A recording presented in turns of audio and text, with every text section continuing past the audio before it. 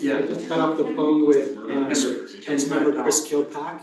He says he's literally on Center Street, would be here in 2 minutes, so I think we start off with the group picture, get that done so that Glenn Riggs can move on from here, and then we can get going with the rest of our agenda. Okay. So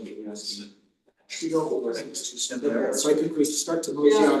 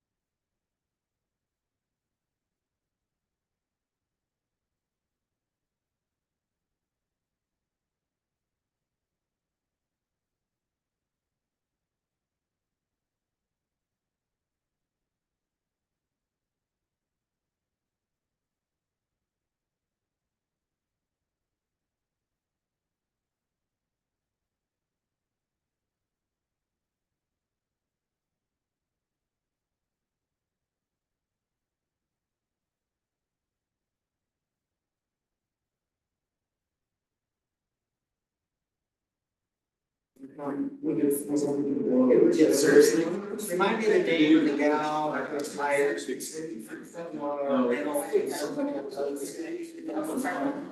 Whatever, it's so weird. Need to get her info and put it. I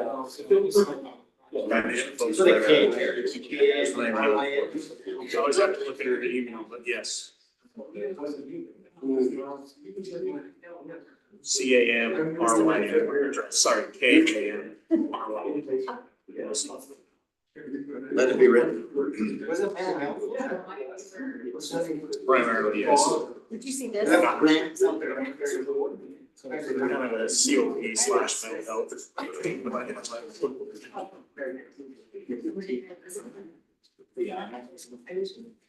Do you need specifics now? I don't, that's all, I just remember her name. How's the code? She was starting full time until Jan. You know, it's, You gonna survive? And that's Are you gonna, you okay? Yeah. So you're gonna fall asleep? Maybe I took Brent, always send Brent nice. some other good stuff here too. Where you find us all? I'm settled to the lead. oh, yeah. See if I can find it. Yeah, what was that? Oh, whatever. Was that just for anything too bad?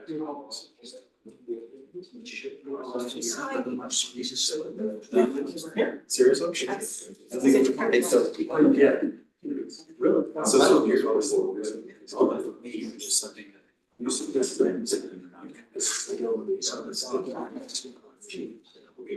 Okay. So, let me look. The only thing that's gonna take time. This one. So what's the drive? Next time you go back, please go. Sorry. Thank you.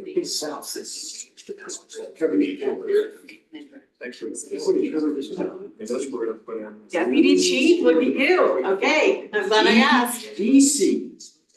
Yeah. There you go. That's great. That's good. Which is like.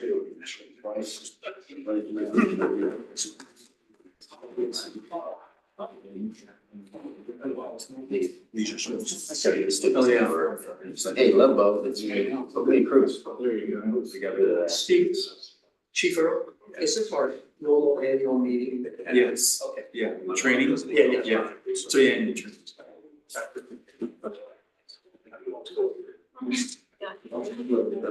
Yeah. I didn't send So this. Watch it.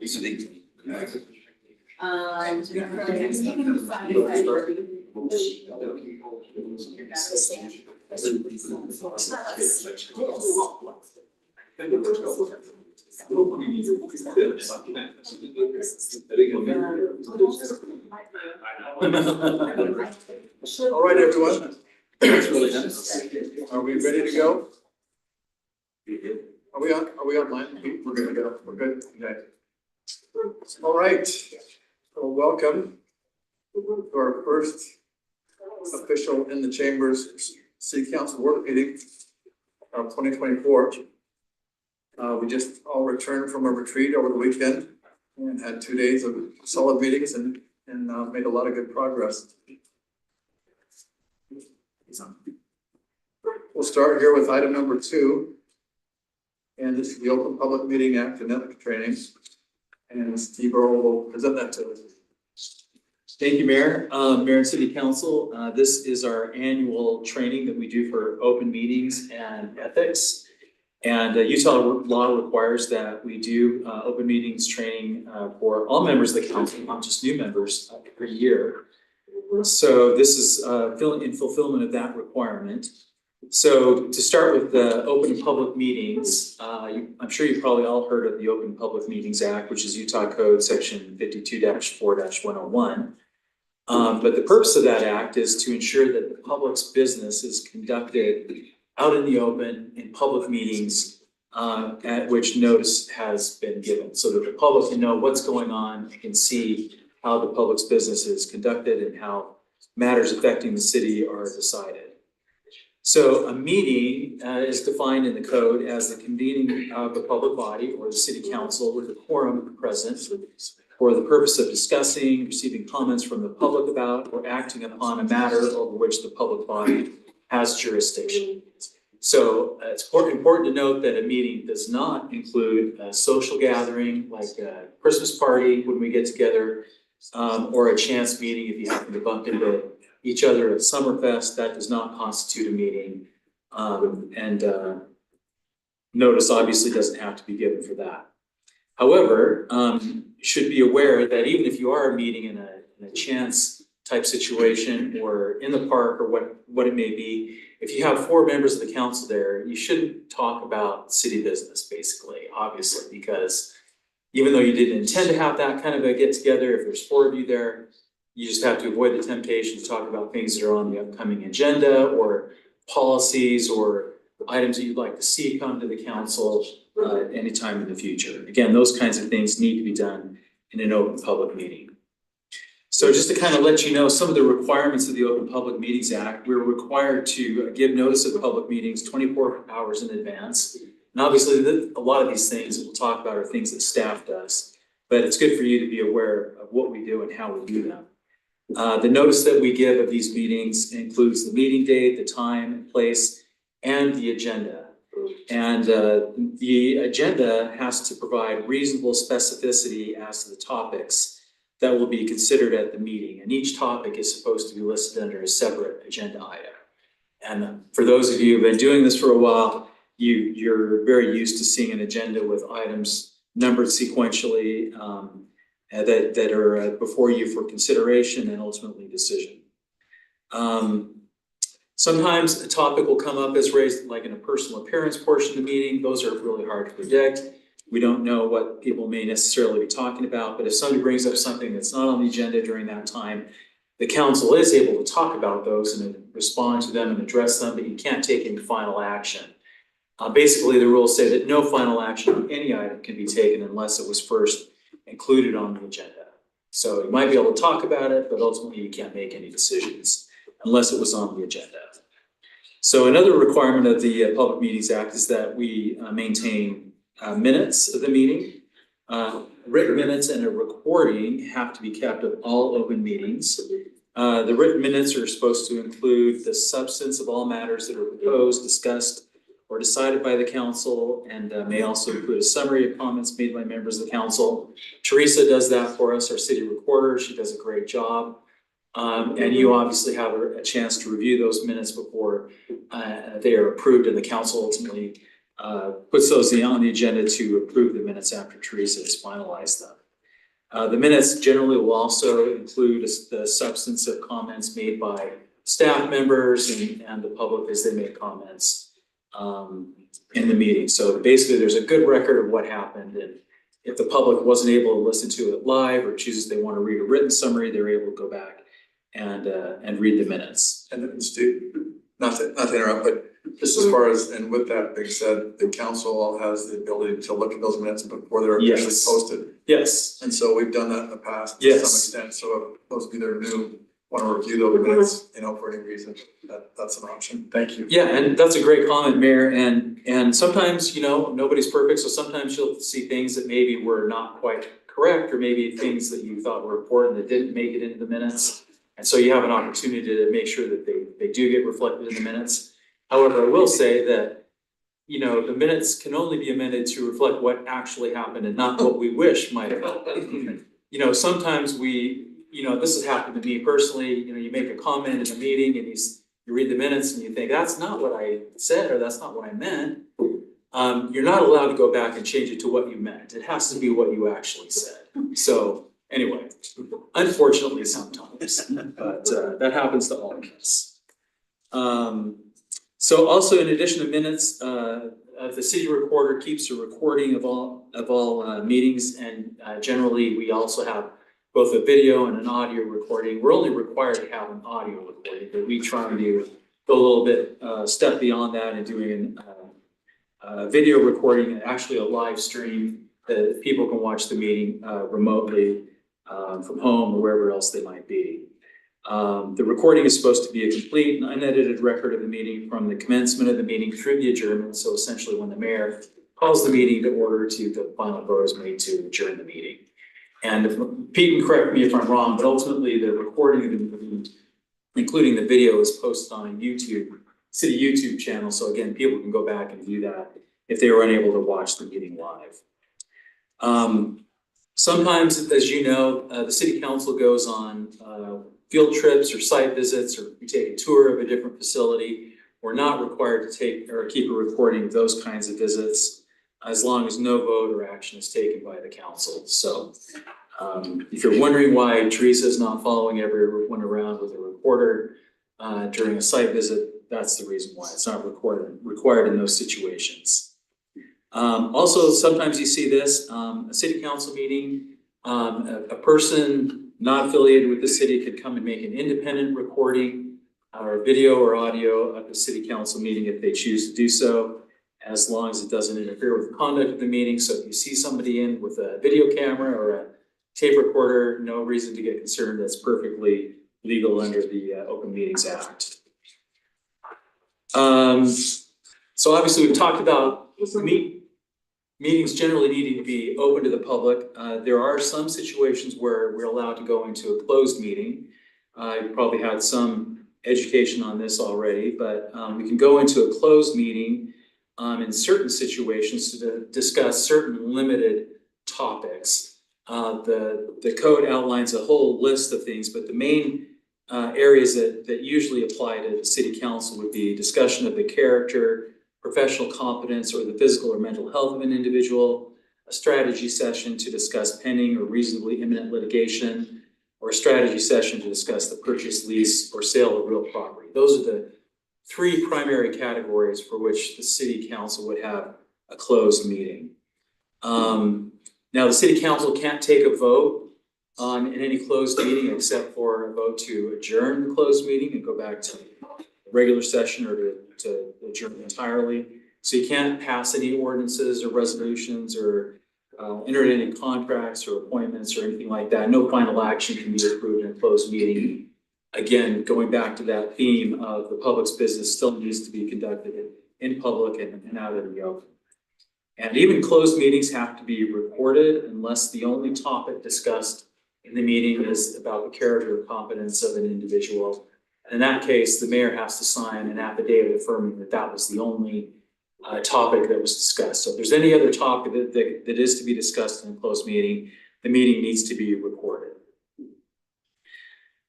So one other thing, just to touch on, the Open Meetings Act does allow for electronic meetings to be held. And we passed a resolution governing how those electronic meetings are to be held. Typically, what that means is you have to have an anchor location. Here in the city council chambers, typically, you have to have at least one council member there. Usually the mayor pro tem has to conduct the meeting.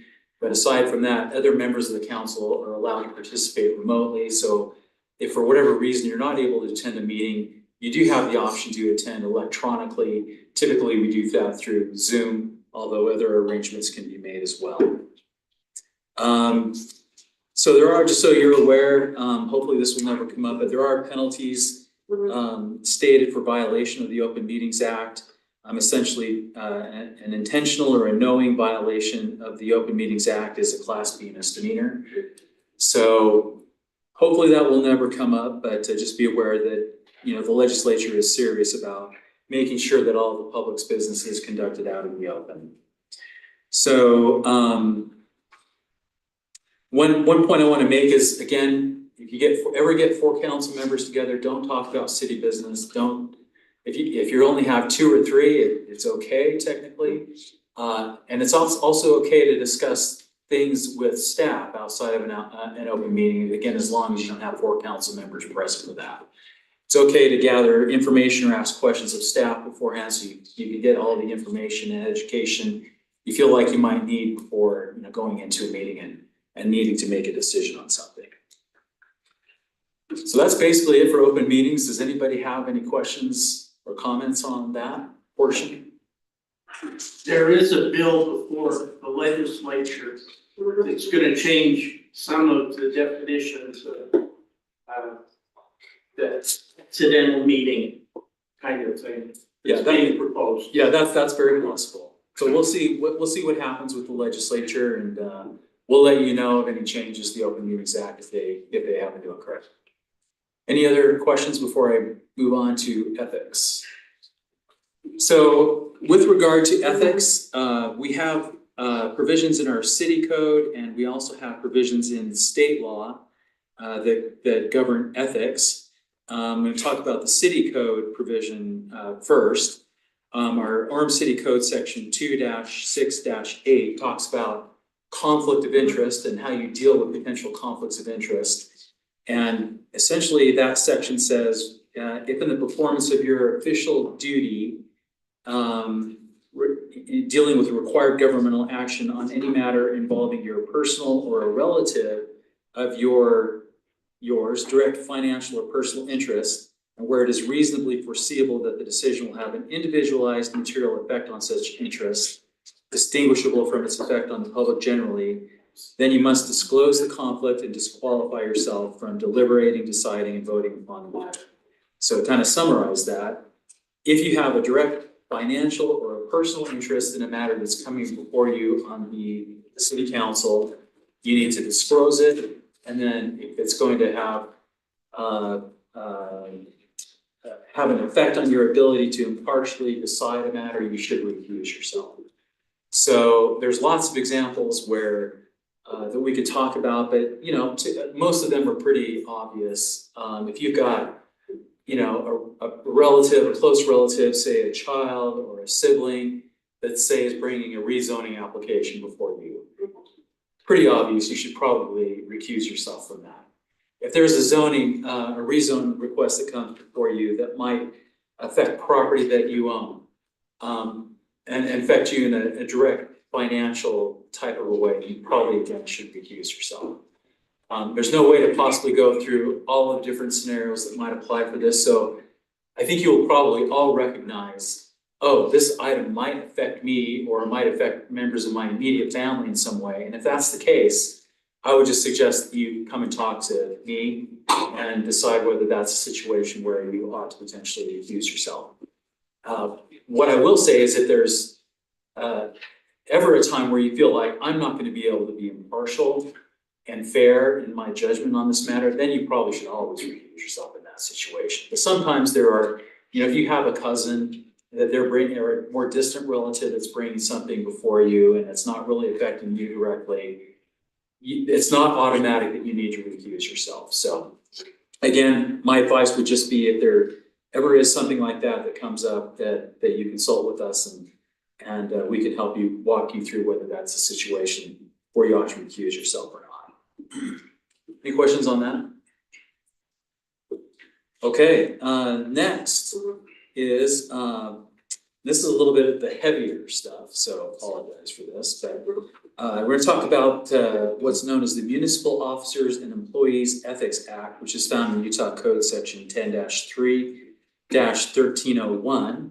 And the purpose of this act is to establish standards of conduct for both municipal officials and municipal employees, and to require them to disclose actual or potential conflicts of interest between their public duties and their personal interests.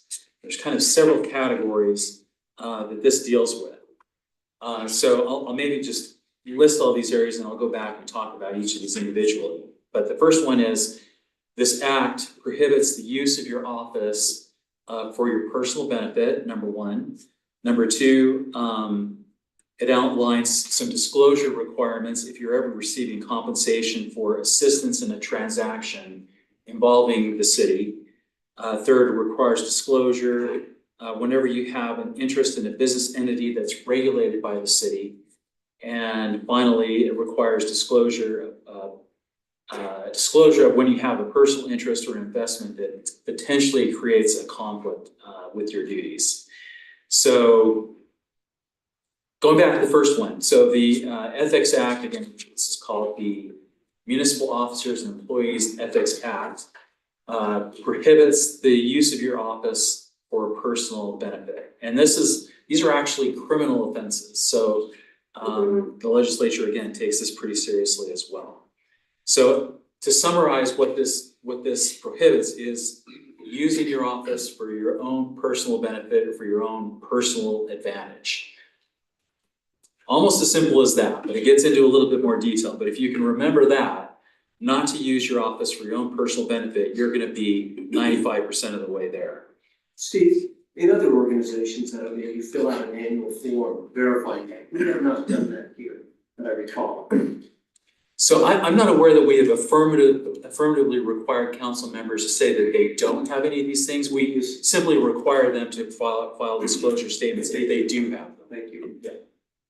So some of the specific things that are declared to be improper are disclosing or improperly using private, controlled, or protective information, essentially information that's not public, for your own personal, financial, or the gain of your immediate family or others. So basically, if you come to know certain things in the course of your duties or your working with the city that's not generally known in the public or not available to be known in the public, you're not allowed to use that for your own personal or your private gain or the gain of others. So not only just yourself, but you can't pass on to somebody else's favor or let them benefit from that non-public information. Second thing is you're not allowed to use your official position to secure special privileges.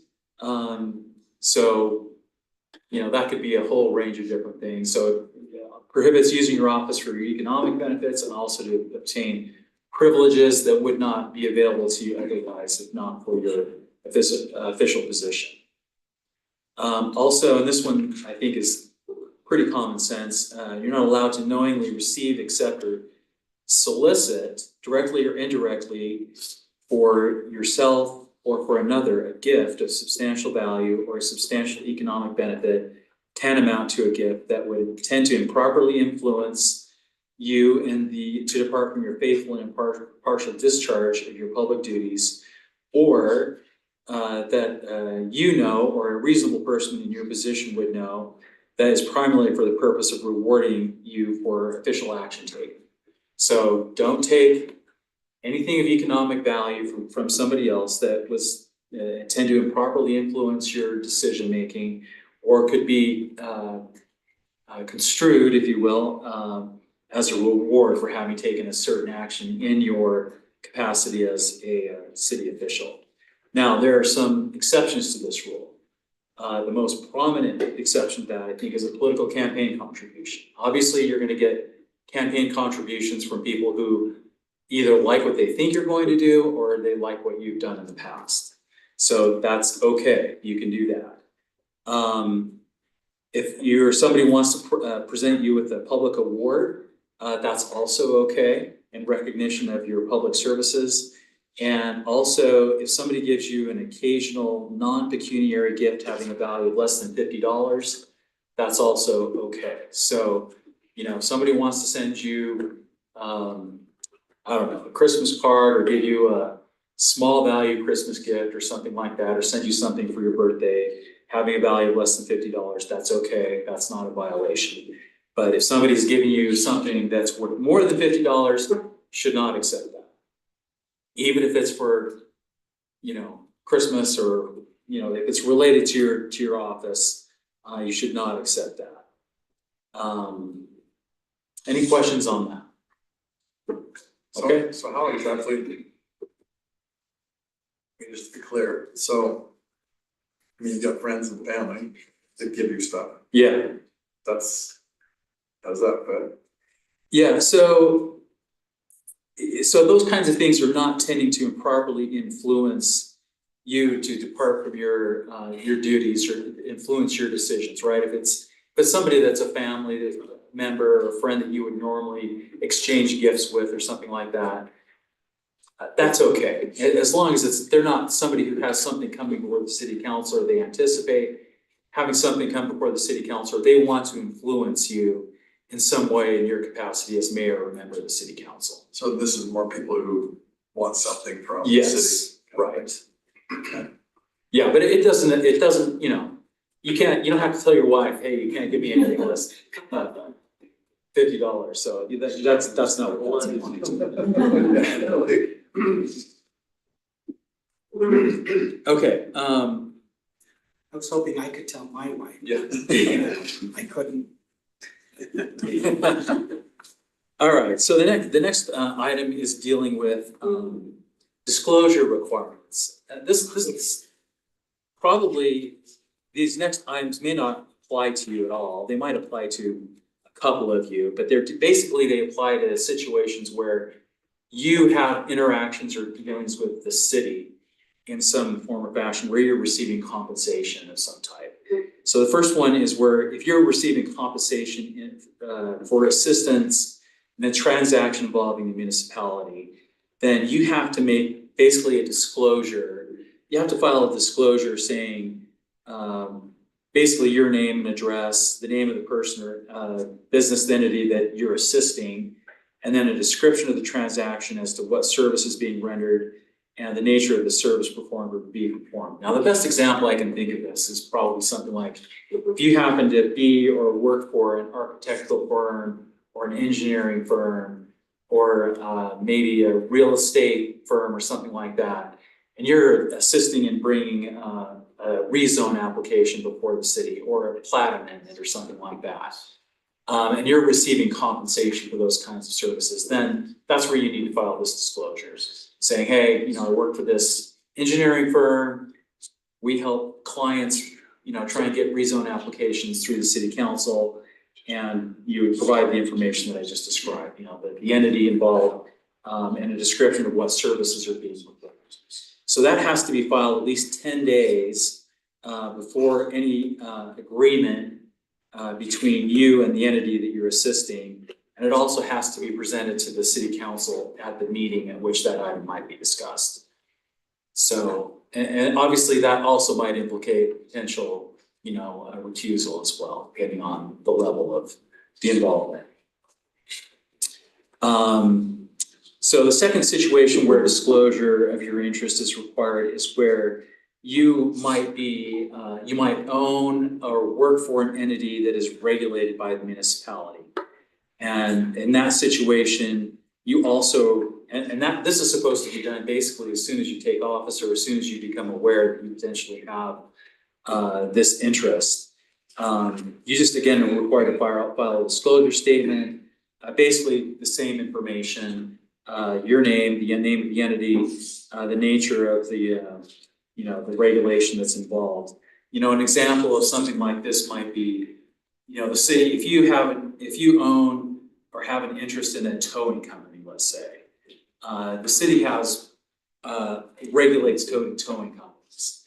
And so if you had, and obviously those are always subject to change, and they could, you know, you could try and influence what those regulations are. And so that's a situation where you would need to file a disclosure statement indicating that you have an interest in that type of entity. I don't know if that would apply to any of you, but you know, you might just think, do I work for, or do I have an ownership interest in any of these kinds of entities that do business with the city or are regulated by the city? And not that that's prohibited, but just you have to disclose that. And this last one is really along the same lines. You're supposed to file a disclosure of any personal interest or investment that may create a conflict. Basically, the language of the state statute says that you shall disclose any personal interest or investment which creates a conflict between the employees or officials' personal interest and your public duties. And again, this in the same manner as we previously talked about. So, you know, again, not only you have to think about, do I work for or own an interest in a company, but do I have any investments that potentially create a conflict with your official duties and your own personal interest? So the penalties for violation of the Ethics Act, the State Ethics Act, are actually quite severe. So we want to be really careful that we don't violate the act. Basically, a person who knowingly and intentionally violates the acts is subject to, and this applies to employees as well as elected officials, is subject to dismissal from employment or removal from office. and is also guilty of a second-degree felony if the total value of the compensation, conflict of interest, or assistance exceeds $1,000. And then it goes down from there, a third-degree felony if it's more than $250 or less than 1,000, Class A misdemeanor between 100 and 250, and a Class B misdemeanor if it's less than $100. So pretty potentially severe penalties for knowing and intentional violation of the act. If if you happen to slip up, you fail to, file a disclosure statement timely, or you're missing some information and it wasn't done knowingly or intentionally, I don't think anybody's gonna be clapping the cuffs on you or anything.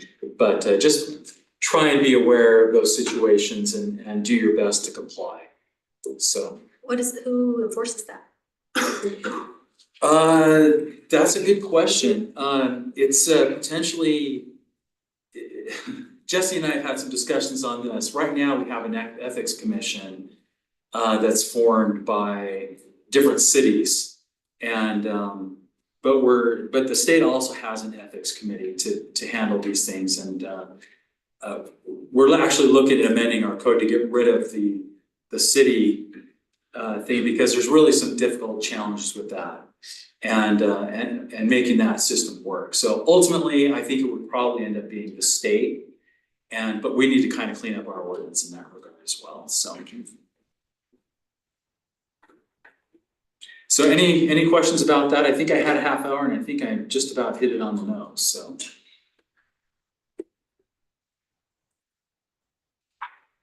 Okay, well, thank you for your time.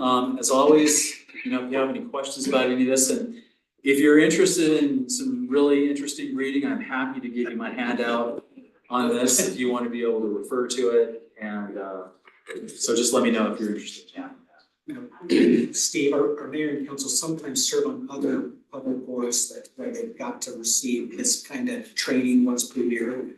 And they can use this training here in lieu of what we're heading on. I think so, yeah.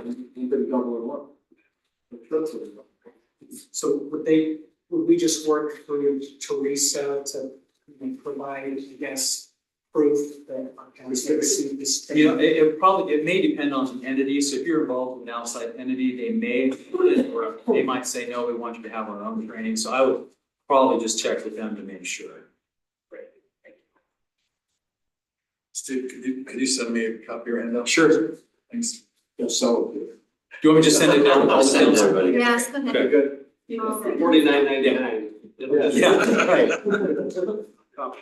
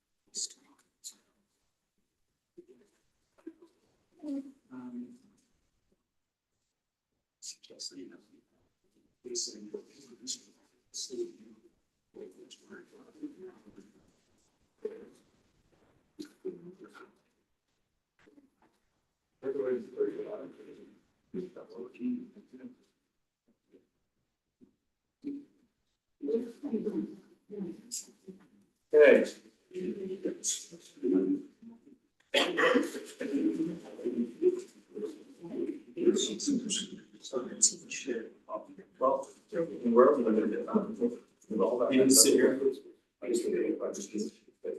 Steve. Is anybody sitting next? Is that empty?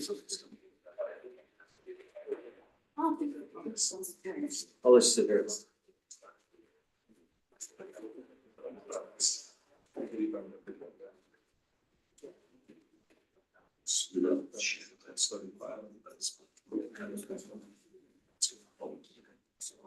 Okay. Let's move on to item number 3.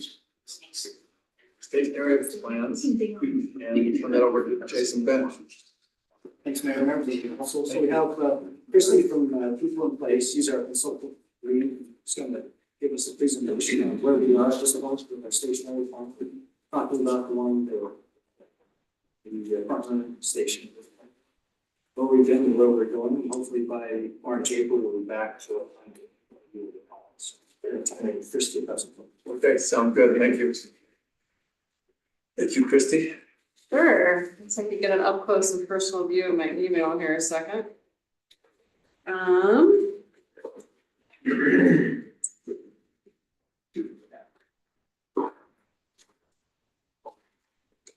All right, that's what we should be looking at. Yeah, I'm Christy. It's good to see you. I've seen some of you before, and there's some new faces too in the room, and it's just a good time to be here and give you a little bit of an update. We are on a rapid clip tonight, so I'm going to blast through a bunch of slides. I'm not going to go through them all, and hopefully we'll have a couple of minutes for questions and discussion at the end. So just a reminder for those of you who may not be familiar with the station area plan at the Front Runner Station, it comes from the State House Bill 462, Housing Affordability Amendments. And the idea is to maximize development potential in appropriate areas. And the good thing is that cities and citizens get to determine how best to meet some shared regional objectives, which include increasing the availability and affordability of housing. That's the big one. Promoting environmental conditions, enhancing access to opportunities, and increasing transportation choices and connections. So this is the station area for Orem. See the star there in the middle, that's the station. And then we're looking at a half-mile radius around it. You see the tracks, you see I-15 kind of running through it as well. UVU there, several pictures. Both sides of the freeway, the train. And the goal is to ask people, what do you imagine? And then create a vision and a plan. But first, a little bit of context, just a reminder of how many people are expected to live in Utah by 2060. You might have a guess. If you guessed 5.5 million, you'd be right. And more than 30% of those people will be here in Utah County. So you're really the epicenter of growth. Basically, our population here in the county doubles, reaching about 1.3 million residents by 2060. So growth has been a part of our history. It's also a part of our future. So we want to make sure that we're proactive when we're planning for that kind of growth coming our way. Where will the majority of Utah County's growth come from? Unlike the rest of the state, these days it's still coming primarily from natural increase. We have a lot of new babies and we're living longer, so good things. There's also some other context in regard to housing shortages. Nationally, in 2019, the US was almost 4 million housing units short. Utah was about 56,000 housing units short. We made progress by 2021, reaching about 28,000 housing units short. But as you know, lately housing permitting and construction is dropping. It's interesting to look at median home sales prices and household income in Utah County. You see that these days the median home sales price is about $500,000, household income about $86,000 a year. So if you were to buy a median priced home, you'd be looking at a mortgage of about $3,900 a month. The annual income needed for that is about $151,000 a year. What income, what interest rate are you using for that? 7%. Yeah. Recommended mortgage for median priced income these days, about $2,000 a month. So there's a disparity there. And you might be homeowners yourselves. Ask yourself, if you had to buy your home today, could you afford to do so? And the follow-up question, how will those just starting out find a place to live? So really, we're thinking about kids and grandkids. I'm sorry, one more clarification. So Sure. you're assuming that the 500,000, the mortgage is the 500,000, or is there a down payment there? 10% down. 10% down with a 30-year term? Yeah, so what is affordable housing? Well, it depends on what you make. Usually in the news, if we read about affordable housing, it refers to low-income housing or 60% of area median income. And you can see the home prices, whether you're at low income, moderate income, or median income, the home prices that you might be able to afford. And we're just not seeing those prices around these days. What about average renters? Average rent's about $1,500 a month in our state. 48% of renters are cost burdened in terms of housing. Only 12% of renters can afford to purchase a median priced home in Utah. So it makes it hard for people to make that step up from renting to purchasing a home. Governor Cox was quoted in the paper several weeks ago, just saying the only answer to this is more supply. What can we do to help relieve that crunch? So when we think about the station area and we ask, what do you imagine? It helps to think, well, when growth pressure is high, creating great places to live in the right locations, this is a place where transportation costs can be low. That matters a lot, what we do. So we entered into a public stakeholder process, meaning that we provide research and information to the public. We seek broad public input throughout. We build vision directly from the feedback that we receive. We're transparent throughout, so you can go all along the process and understand what's happened and the resulting conclusions. And we hope that that builds momentum for implementation. So this is the public process. We had a brainstorming workshop in June. We had an open house this fall where people could examine a number of scenarios created from public brainstorming. We're moving toward a vision and implementation and adoption process. So brainstorming, what did we learn? I'm not going to take a lot of time here, but we spent time with a survey, over 550 responses, nice age range of where people lived. And we got a lot of results here, and I'm just going to click through these very quickly, but. Can you go back through that, where the results came from? Sure. Right here, The next one. this one, Oh, I'm sorry. Yeah, there you go. this one, The next one. the next one, okay? So we had about almost 90% of people were Orem residents, about 35%, 36% lived in the station area themselves. So a good mix, I think, of people who live in Orem, also people affected by Orem, maybe working here, going to school here. That help? Yeah. Cool. All right. So we asked a lot of questions, got a lot of answers. I'm going to share the nutshell of these responses in just a minute. We also looked at maps that the public created and looked at the kinds of places that people placed on those maps. And place making, parking options.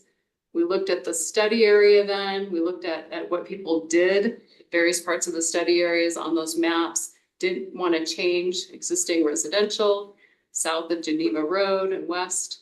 We looked at that area, different ways people address that. Different ways people address the northeast part of the study area. And then the station area itself, where we saw about a third of maps treating it fairly lightly. Another just over a third or so looking at a real village kind of component. And another third or so extending that village idea to include UVU on the east side. So a lot of variety in the maps. Here's the nutshell in that process of what we learned.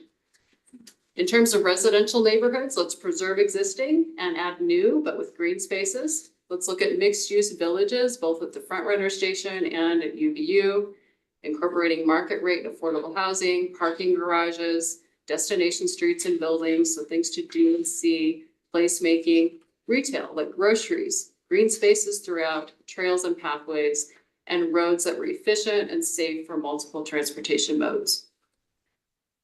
So we took those ideas and we said, okay, let's explore some options based on what we learned from the public survey and mapping.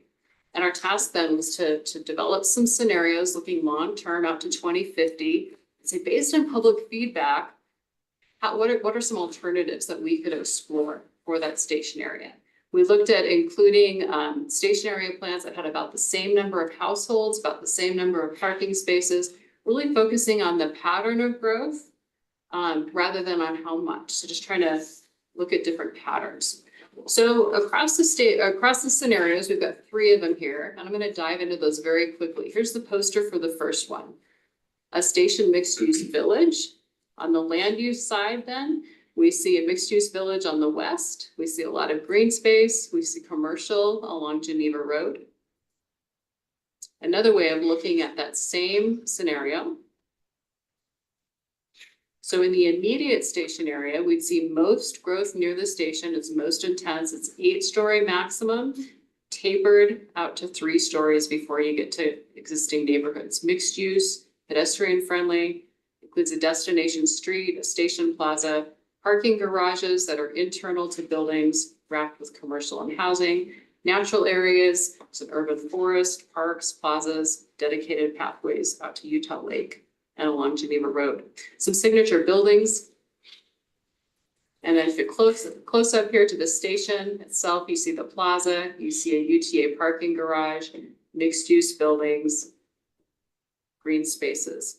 Beyond the station, we see little change. There's existing single family neighborhoods are preserved. We've preserved green spaces for farming, orchards, recreational use, and UVU continues planned expansion. The second scenario is UVU mixed use village. So if we zoom into the land use on this one, the mixed use village extends east across the pedestrian bridge. You see light industrial between the tracks and the freeway. There's commercial on Geneva Road and some new housing. Another way of looking at the same scenario. So in the immediate station area, in this one, growth is more spread out. It's focused near the station and on UVU land. Because it's more spread out, that's somewhat less intense, maxing out at 5 stories, again, tapering down to 3 before it hits existing neighborhoods. It's a mixed-use village. There's on-campus student housing. There's parking garages that are internal to buildings or wrapped with green walls or murals, so it's minimized in terms of visual feel. UTA parking garage and services is featured in this scenario. There are dual plazas at either end of the pedestrian bridge for gathering, and there are bike lanes and sidewalks that connect UVU and the region. So when you say, I'm not understanding, Sure. wrapped with green walls, Oh yeah, I can show you a picture. So bottom right, you see the picture there is just plants growing on the walls. So we had a mask a parking garage. One more clarification. Yep. You indicated it was on UVU land, or are they going to make that for private? Are they selling that to developers so that affordable home is ownership? We haven't talked to those specifics at all yet, but the idea would be that it would be student housing of some sort. But So it wouldn't be private ownership for families, affordable housing, what the government. no, yeah, I think that would be on the other side of the freeway, yeah. So if we zoom into this, you see 2 bubbles. The top one is by the pedestrian bridge on the east side and the pedestrian bridge on the west side at the bottom. Again, wrapped parking garages, UTA parking, and lots of mixed use space there. Beyond the station area, some change. So existing single family neighborhoods preserved. We see some new single family homes with detached accessory dwelling units and some new commercial and light industrial. and why the detached ADUs? They came up as an affordable option that people wanted to explore. So, well, but you're increasing density then Yep, in the area. yep, you would be, for That's the sure. bottom line, right? What does that look like? Single family home with a detached ADU? Well, the little cartoon graphic includes one just in the backyard, so it's a little tiny home in a backyard. Like the man cave turned into a. Small one. You could think of it that way, yeah. She She A shed. she shed with a bathroom and a kitchen. Never had a she shed. Oh, she shed, it would be a dream. Okay, so a neighborhood infill is the third scenario. And land use map, so a lot of residential in this one. And I'll dive into that in just a second. Another way to look at the same scenario. This one we'll look at beyond the station area first because it has more impact. So we're spreading out growth out more across the study area. In this case, we have residential infill rather than that focused mixed use village idea. So there's new residential on undeveloped areas. It adds accessory dwelling units onto some existing residential lots. It's not feasible everywhere, and people might not choose to do it. And of course, it's the owner's choice. Then there's some student housing on campus. Clustering yields a neighborhood park on the south end there, and there's some new commercial on Geneva. At the station area itself, rather than a mixed-use village, we're looking at single-use townhomes, 3-story stacked homes. Most UTA land remains a surface parking lot, and there's additional parking between the tracks and the freeway. Right. So you see example images there, really focusing on surface parked, lower intensity space. So how are you comparing these in terms of, are they all supporting the same amount of housing? Yeah. Just spread different ways? Yep. So it's the same numbers? Yeah, just looking at different patterns and trying to understand what patterns people like for this area. So then we asked people, well, how do those scenarios compare? And people were able to, at this workshop, weigh the scenarios against things at the first workshop that they thought were valuable.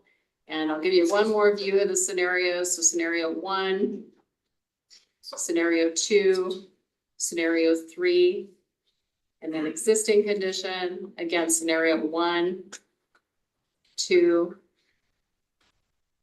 and 3. So 3 pretty distinct scenarios. And we said to people, well, what do you think?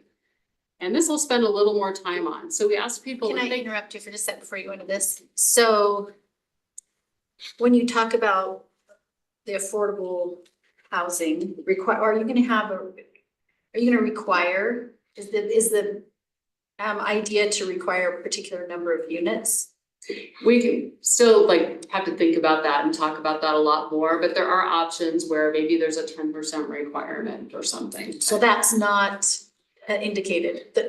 What I'm trying to find out here is if you're calling this affordable housing, you've got to designate that. We've heard that so many times where we've had developers bring projects and say, I'm gonna do affordable housing, and then as they build it, Grant's shaking his head, yes, as they build it, there is not Yeah. affordable housing included in that. So that's a code issue for you. Yeah, and that's what she just said, that would be implemented through a land use regulation that we'd have to put in place as like an overlay zone for the station area to have inclusionary zoning. Hey, but oftentimes developers say, well, it doesn't pencil if you're gonna require 10% affordability, then the developers say, I need some other incentives to them to be at the table to offer that. And so a lot of times with inclusionary, that 10% or 15%, in some places even try 20%, there's other parts of the zoning code that offer either incentives for the developer, or there's the HDRZ stuff that we've talked about that there's tax incentives or tax frequency redevelopments. Or increased density.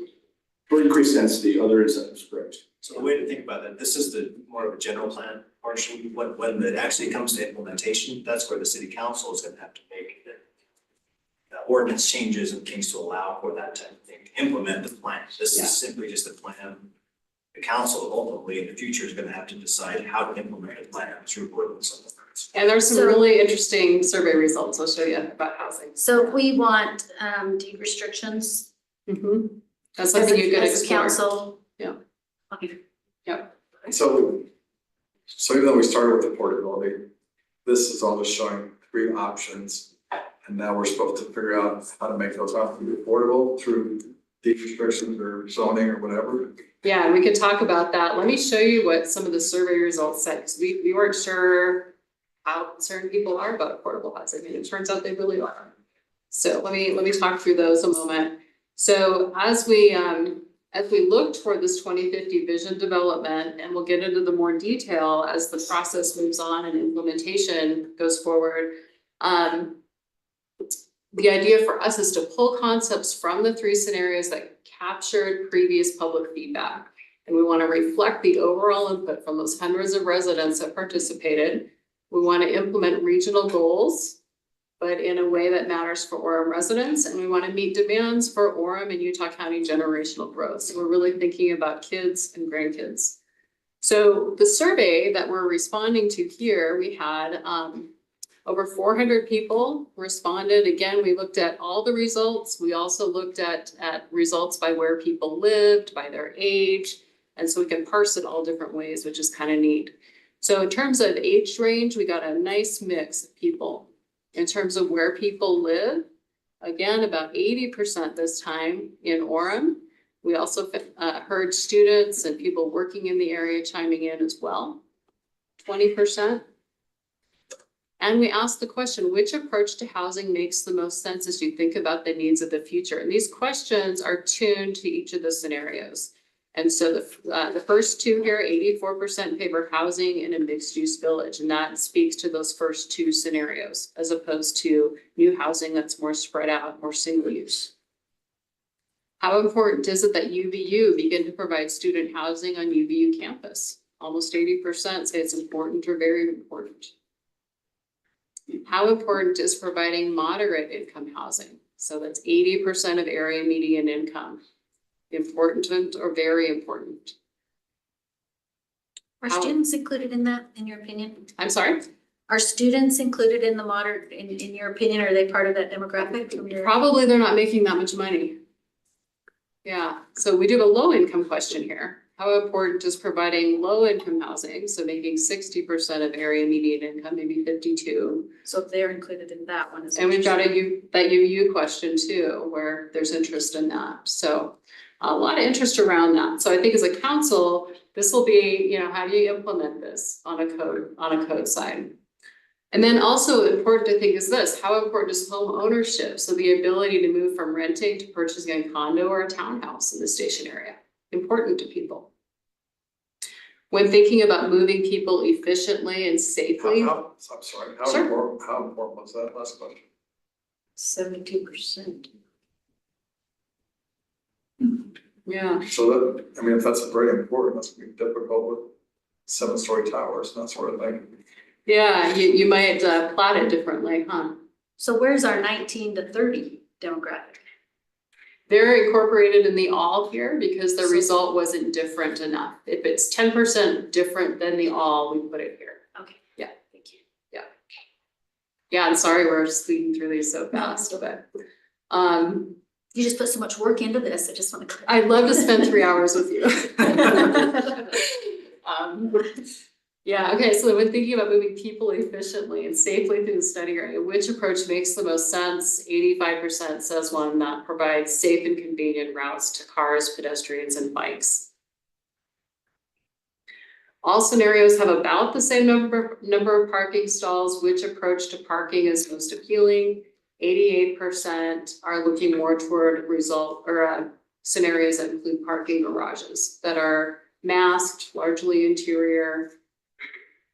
So there's not seas of parking. Is there a parking I'm sure there is, when you run all your numbers and all the different scenarios, what type of parking are you figuring? 1-to-1, so 1 bedroom, 1 parking stall is what we were aiming for. The other thing that's tricky for the station is as UTA has told us, as Partner is projected to double track eventually, and these are suburban stations where people drive to the station.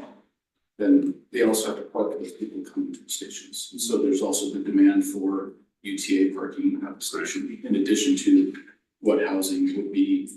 Yeah.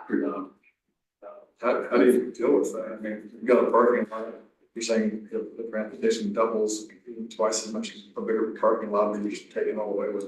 Yeah, you're garaging it instead of a Right. parking lot. Garaging. For sure. And there's sometimes there's a public-private partnership that happens where you have day users, night users, and that's kind of an overlap that efficiently happens. Is that ideology applied in this? I don't know that we've narrowed down some of the UTA specific numbers in our scenarios yet. I guess, I mean, are we 1-to-1 in Yes. your, Yeah. up here, we're not doing the mixed use model where they leave during the day and opens up a spot. We're not a We're shared 1-to-1, and bedrooms are 10 by 10, is that what I'm remembering, to be honest, Jason, if it's. Oh, I can't remember what we plugged in, but yeah, we They're accommodated. kind of designed for one bed, Mhm. basically, right? Yeah. Okay. Yeah. So think about walking or biking along a busy road in the study area. So maybe Geneva Road, which type of pathway do you prefer? Most a dedicated pathway separated from the roadway. Now think about quieter streets near the train station itself. Which type of pathway do you prefer? A little more split here. Bike lane and sidewalk comes out on top, again, followed by a dedicated pathway separated from the roadway. Several larger gathering areas or plazas are featured in a couple of the scenarios. So places for people that do things together, hang out together. Almost 80% favor some sort of plaza or gathering area, most at either end of the pedestrian bridge.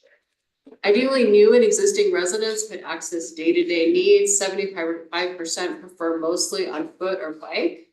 So that mixed-use village idea. Think about the area nearby the train station in terms of amenities. What do you imagine?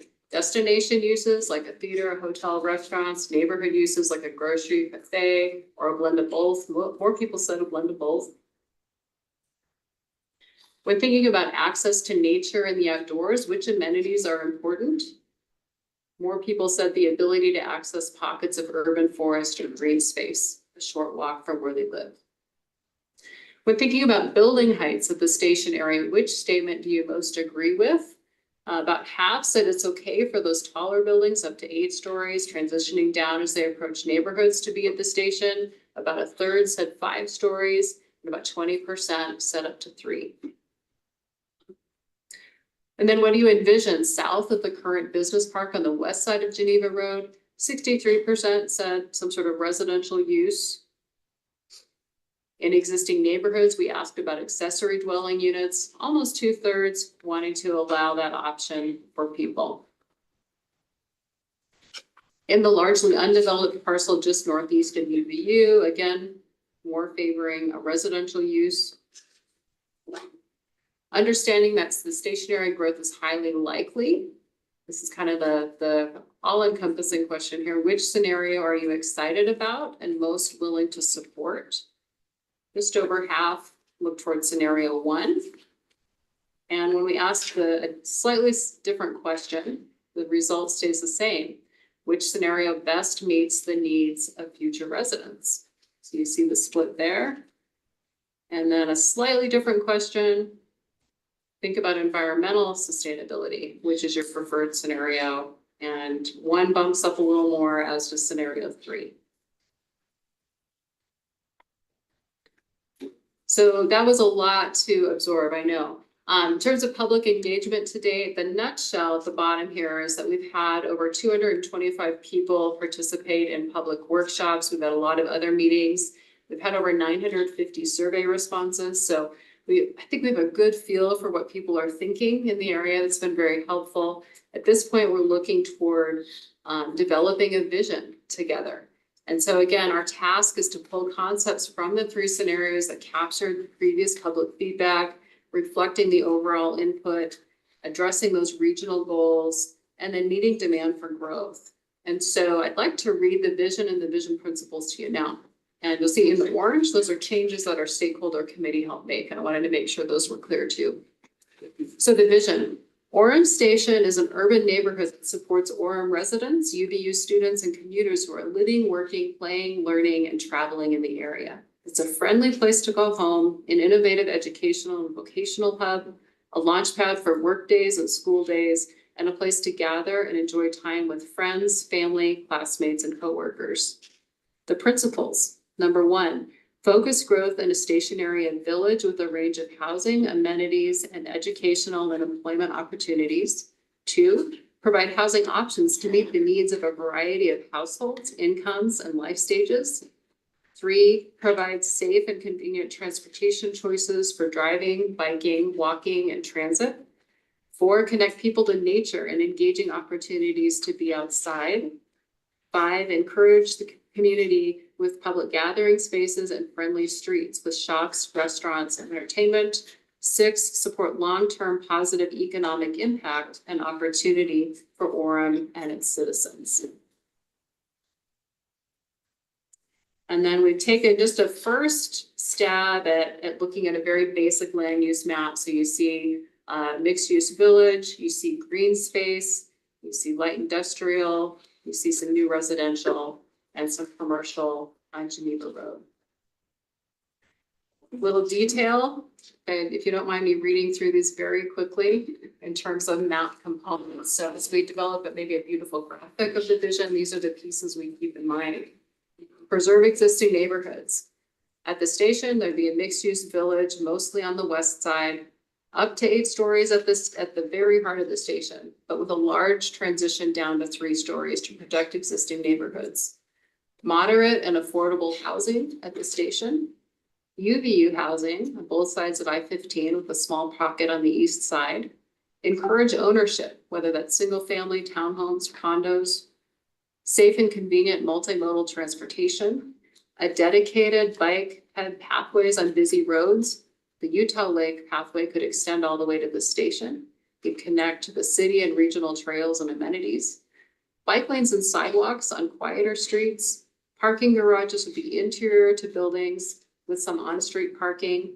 Main streets, you'd see first floor commercial, upper floor residential that masks parking. On Secondary Street, you'd see first floor residential or parking garages with green walls or murals that masks parking. Moving to the top there, 11, you'd see plazas at either side of the pedestrian bridge. On the west side, it would be something that's larger, it's active, it's shady, good place for people to go and gather. On the east side, it might be more of a pedestrian or plaza street connecting to student housing. Station improvements might include a UTA bike and car parking, restrooms, Wi-Fi, indoor waiting area, a snack counter and vending, small hardscape plaza connected to the pedestrian bridge plaza. Walkable neighborhood uses in the area with some destination uses, perhaps a theater, a restaurant, hotel.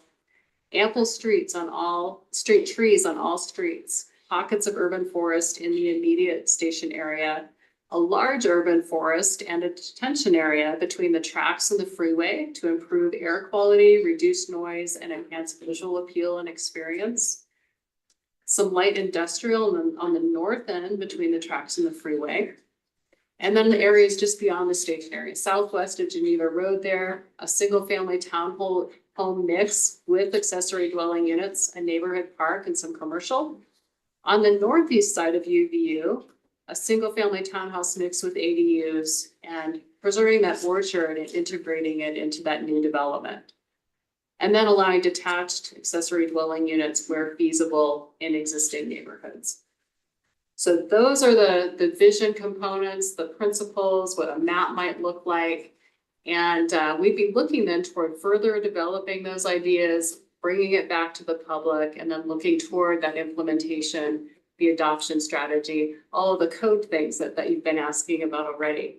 So that's the next steps. Do you have anything to add there, Grant, or any questions or? Oops. Christy summarized it really well. Wanted to bring it to all you back, keep a summary, also bring the new council members up to speed and see what we all thought were the next steps. Anyway, What is our public meeting next schedule? we kind of had the tentative date, and depending on this, when we're going to be able to come here. Tentatively, I believe it's the end of February would be the next one. Yes, I have it here somewhere. Do you want to find it? Yeah. So, I mean, what I'd like to see as far as, like you say, the way we started this conversation, was affordability is a big deal. A very big deal based on the first couple of charts you have. Yep. The other thing is the ownership is a big deal. And if you're gonna try and start out here and build some equity and go somewhere else or whatever, affordability and equity are a big deal. So more than just having it say it's in here somewhere, we should have some specific benchmarks and some numbers that we hit in those areas. Yeah, and we can, I mean, the scenarios that I showed you already have some of those assumptions baked in. We didn't take the time to go through those tonight, but as we go through the vision and then that implementation process, for sure, thinking about metrics that we're wanting to hit from a code perspective, or other implementation perspectives would be huge. I just think that's a big deal, because I think otherwise you wind up just an excuse to develop, right? Yep. And get it just a development that has all the normal components, and you can make that whole development work without affordability, without home equity. Yeah. But to make that work in that context, I think that would have a lot of benefit to Orem. Yeah, and that would be the huge challenge, is to make that work. And there are tools, we've been looking at that, and code is huge, code that provides the right incentives. So. Well, and may I also add, I noticed on some of your slides, you would say, we expect a hotel here, or I mean, so we're talking of residential properties. But in order to make this work, we have to have the commercial, you gotta have the supermarket or grocery store. You had a hotel in one of the slides there, I noticed. So I guess what I'm saying is, I think as we advance to, because what you were asking basically on step 4 is that we adjust our ordinances to make it required by law that these things be built in our zoning, correct? I mean, that we tailor the zoning to direct these types of developments. So I guess what I would like to ask for more information on is how can we have these needed commercial developments be implemented also. Or else Yeah. it's like Mayor says, then all we have is a bunch of housing with no access to anything. Yeah. You know, we don't have the health clinic, we don't have the grocery store, we don't have the hotel, we don't have the whatever green space. So that's what I would like to see happen a little more in this vision scenario is, you know, show us the tools that we can use to create that outcome. Yeah, that'd be great. And we're looking at an implementation workshop. I think it's scheduled in March, and that would be a great time to really unpack, okay, from a nuts and bolts perspective, what can we do to make sure that grocery store comes to town and that kind of thing. And part of what, I mean, we're talking about downtown Salt Lake, right? Part of what happened there is you had a huge investor, the LDS Church, Yeah. that put the Harmon's grocery store in there, Yep. you know? That's a weakness that I see. So if there's other tools that you have recommendations for us, I want to know that we're going to get the outcome we want before we change the ordinances that make it favorable for developers. If we don't tie them to also, we're making sacrifices as a city to provide this affordable housing. Well, I think we need to have that component there also. Yeah, and it was such a huge desire by the public to see truly mixed use. They want to see amenities in that space, so.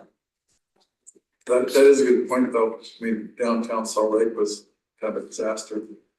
But when you had that huge drop of money from the church, that changed the entire game down there. But maybe you talk to the church. Yes. Come on down. They had that temple just half a mile from the There station. you go. Maybe we can do it. So, Christie, I mean, would it be fair to say, so far you've looked at primarily 3 different scenarios. Yep. Sounds like the next step would be trying to pick and choose the best aspects of those scenarios to create essentially sort of a hybrid of them that is ideally the best aspects for Orem specifically. Yep. Yeah, and that's kind of what this laundry list is. We're like, okay, based on everything we heard from surveys, the mapping, this is kind of our to-do list for illustrating, but also on a code level and other implementation wise, what we need to look at. Funding sources for trails, all of that kind of stuff, so.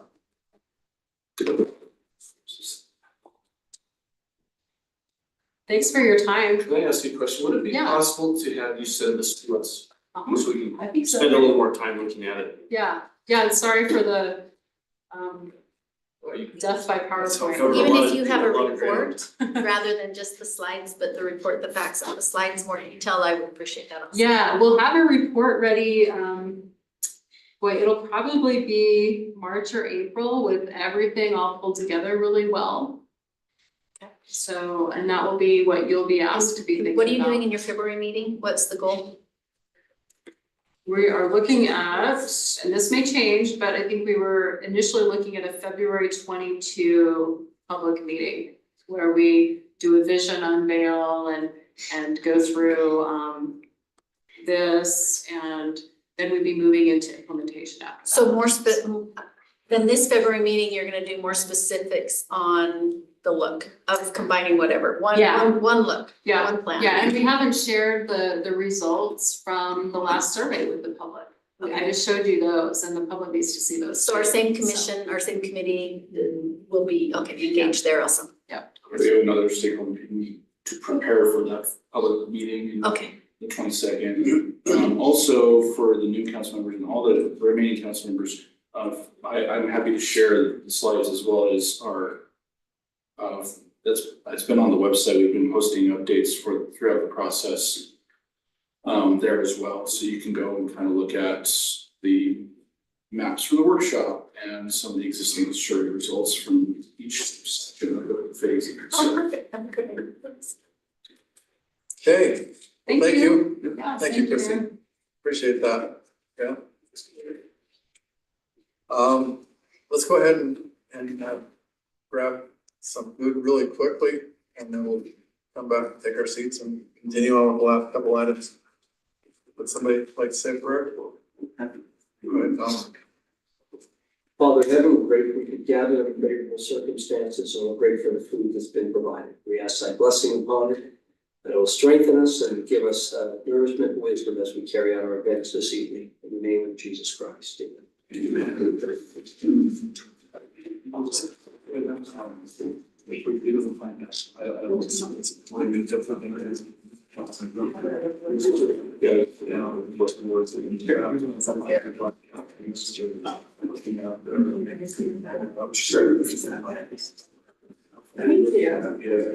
stop it.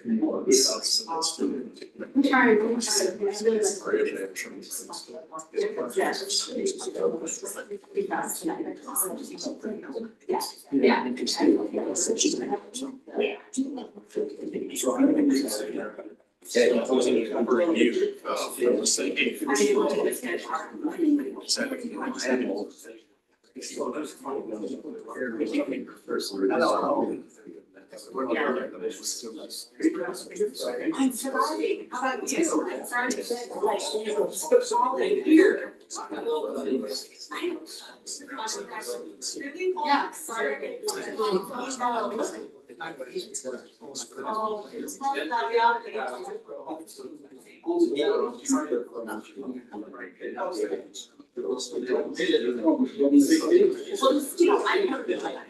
Yes.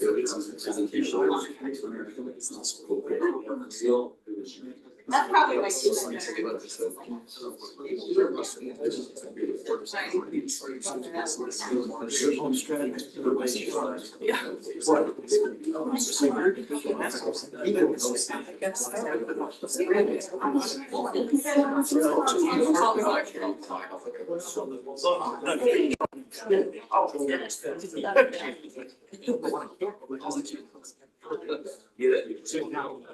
Hey.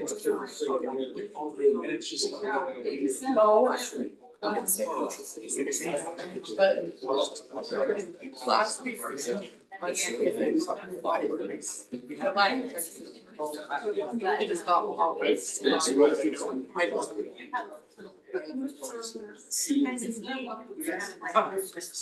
heard that was always, that's the pleasure. Yeah. I kind of thought so really. But with that, I found it so bad.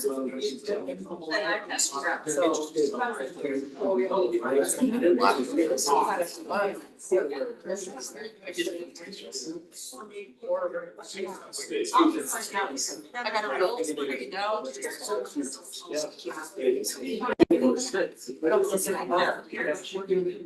It sounds more something. Yeah. Is that, you got something, you got some. I mean, I. Pretty good. Something's still there. Yeah. Yeah, my son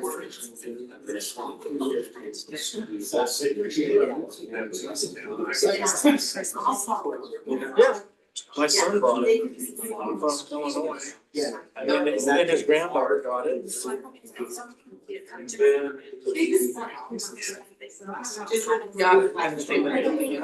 Like, if you already have costs. And then I'm just like. I did last week. I think I followed.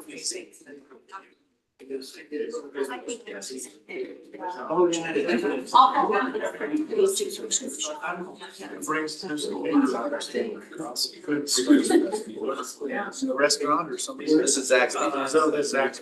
Yeah, they do a rotation, there's like 8 different restaurants.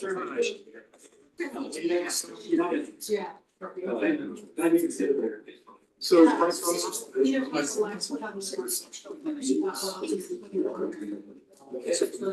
Before that he was quite interesting. Yes.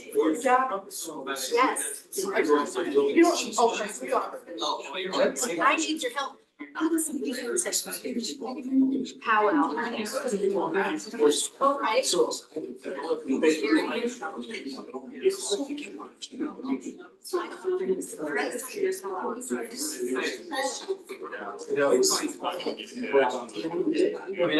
talking about both, right? I was mainly talking about. This thing. But I did see the resolution. Did you read it? You got a chance? Mostly. It's just.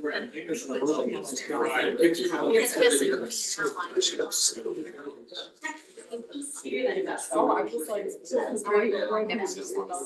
Yeah, I just thought it was interesting. I'm not going to say that point to other states. I don't think so. I don't think so. I'd like to talk about that.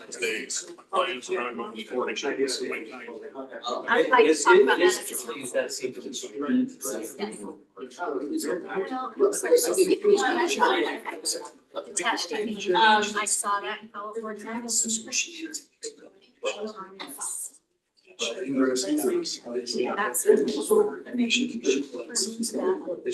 really proud. She's hard. Thanks, Tom. I don't know. I guess it depends on how you do it. It's my contractor, it's what you allow. You do like a detached dwelling. Oh, the chicken is different. Yeah. Yeah. You got an out's backyard. So it's like a shop inside the shed. Well, and then how far in the back, how does that impact the paper on the other side of it? Yeah. It doesn't want me to let it. But I think it must It's like, So. We have larger shots, some of them. Some of them, yeah. 200 more.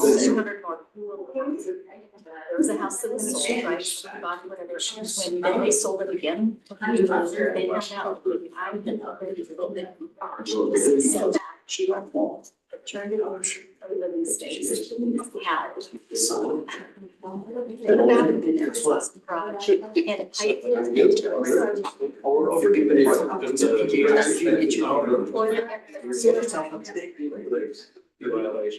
So it was. Property was like, oh my gosh. Strategize on our committee. And I'm not sure. See what direction we obviously, wanna what go, the if we need it. about it, but. What, it's not. I just want to point that kind of stuff. All right, let's go ahead and come back to the meeting. Oh. Just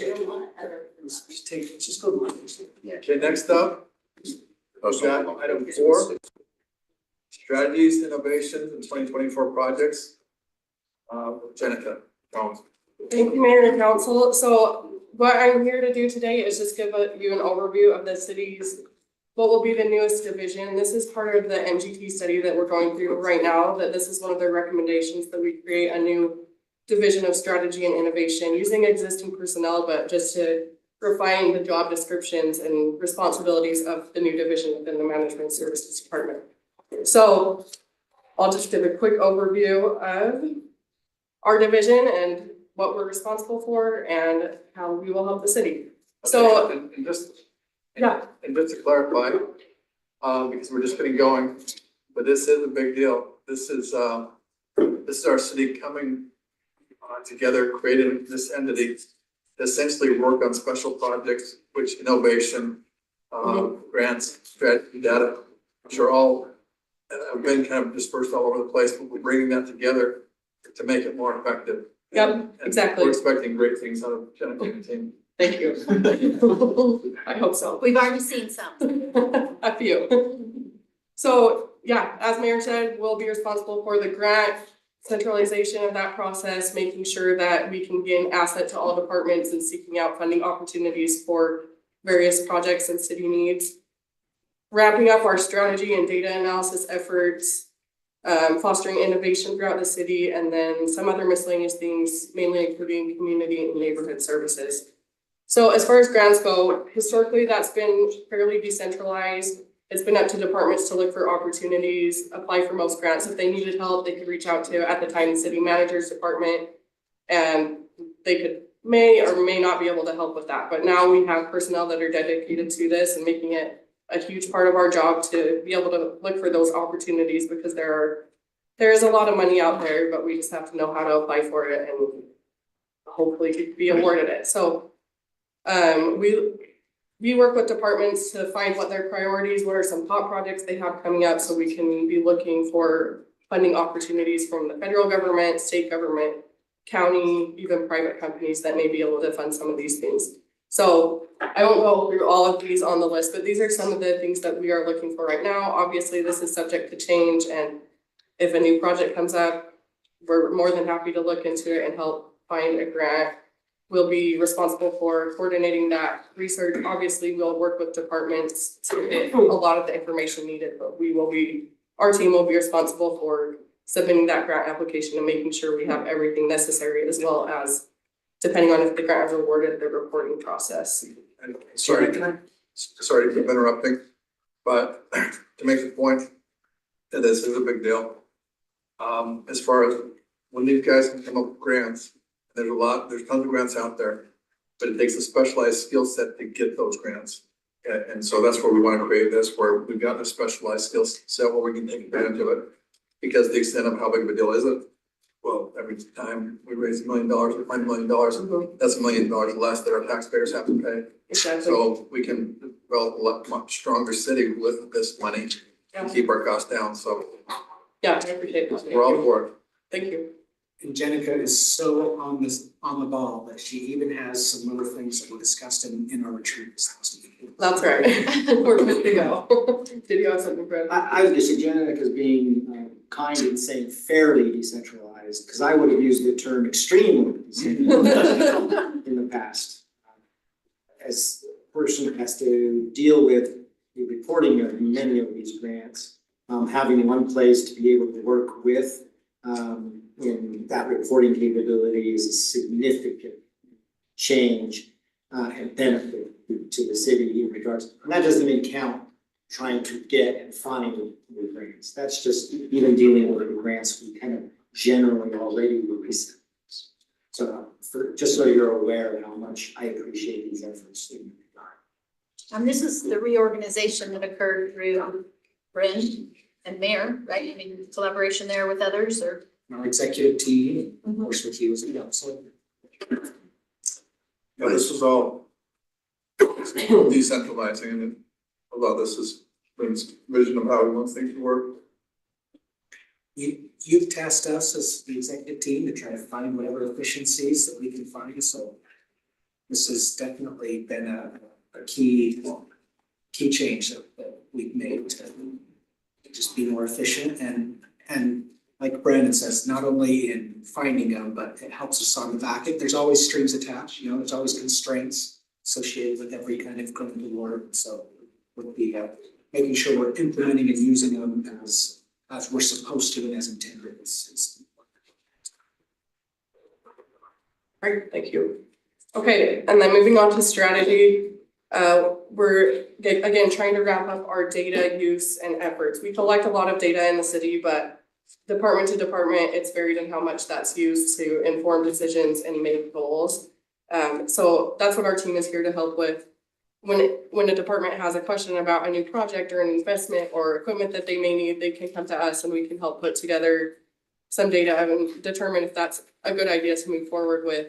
This year, we are also wanting to implement dashboards for every department so we can visualize that data that will help you as mayor and council, as well as department leadership, be able to see how we're doing at creating and meeting our goals and forecasting future needs and trends.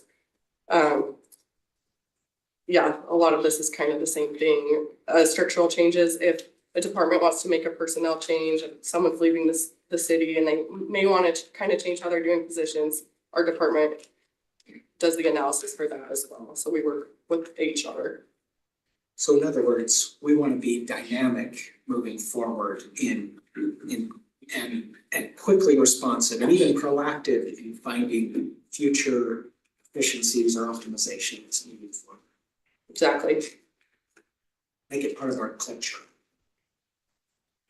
And then again, making it part of our culture, innovation. This is something that's been in the city for years, and obviously innovation has been happening, but just formalizing this.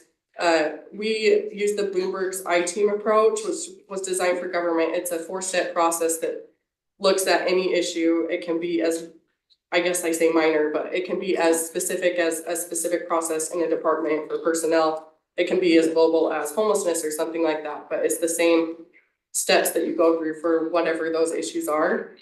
The teams are project-based, so we look for employees who are interested in contributing and finding a solution for whatever that issue is from various departments. They probably don't work on this on the day-to-day, but they get to come together and get their hands dirty and look at the data and look at how can we make this better in our city. These projects are things that can lead to city cost savings, improved efficiencies, and improved resident and or employee satisfaction. So in the coming months, we'll be training or retraining. Some city employees have gone through this process, but we'll be doing that again to train them on what this process is and leading citywide I teams. Our hope is that our team will be kind of project coordinators for a lot of these, but by training city employees throughout the city, they can go to their own departments and kind of implement this on their own as well. So again, not an exhaustive list. This is some of the things that we are considering right now in the upcoming months. We have both community-centered and employee-centered projects. We're looking at improving tourism, just making the city a more attractive place, various parks projects, improving our neighborhood program, and then we also have employee-centered projects. Some of these are already underway, such as the employee engagement response, which I'll discuss in a moment. Asset management, making sure that we have a seamless onboarding and offboarding process to protect the city's assets. Looking at an employee health clinic, and many more to come. And then the miscellaneous of our division is managing some of these community and neighborhood services. When Kenna left the city, a lot of her stuff has come over to us. Obviously, the neighborhood improvement team has stayed at the police department, but a lot of the community and neighborhood is now the responsibility of our division. So that includes the neighborhood program, CDBG, critical home repair. This top bullet point is super important. It's something that Heather on our team has made a point to basically resurrect the Orem Community Foundation. So residents have a place that they can donate, and that we can go out to residents, businesses, if they want to contribute to city projects, and be able to pitch in there. Again, leveraging those community partnerships and various policy research and implementation. So if I may on that, a lot of us remember the success we felt and how the community came together and bonded in relation to the All Together playground. So when Jenica says kind of resurrect that, the idea is to, again, make that more of an ongoing thing. And so that will be applied and used as we continue to try and encourage donations for the Gold Star Family Monument or for other historical memorial markers throughout the city, or new ideas that come up in the future, and make it more of an ongoing living thing that we're constantly engaged in. Exactly. And that's all I have for this. Are there any additional questions? I just want to say, I'm really excited about this because it falls right in where we're trying to go, which is forward thinking, cutting edge, being the best amongst the cities. And I think this helps us position there. And we need to give a shout out to Carrie also, because she's been doing a lot and basically, a lot of the brains with Bren coming together with all this. So great Absolutely. job. Yeah, we are super excited about the opportunities that lay ahead and think that we can make this the best place to work, the best place to live. There's just so much opportunity there. So. Well, I'll just say we've had tons of serendipity in terms of creating and having an environment where Jenica, when she first started the city, was as an intern, and then she's just been an exceptional talent in terms of capability, and so it's been nice to bring her on full time and have her managing this team. Thank you. Yeah, it's been almost 6 years now. I started intern sometimes. 6 years. Yeah, 5.5, but rounding up. Okay, do we still have time for this one?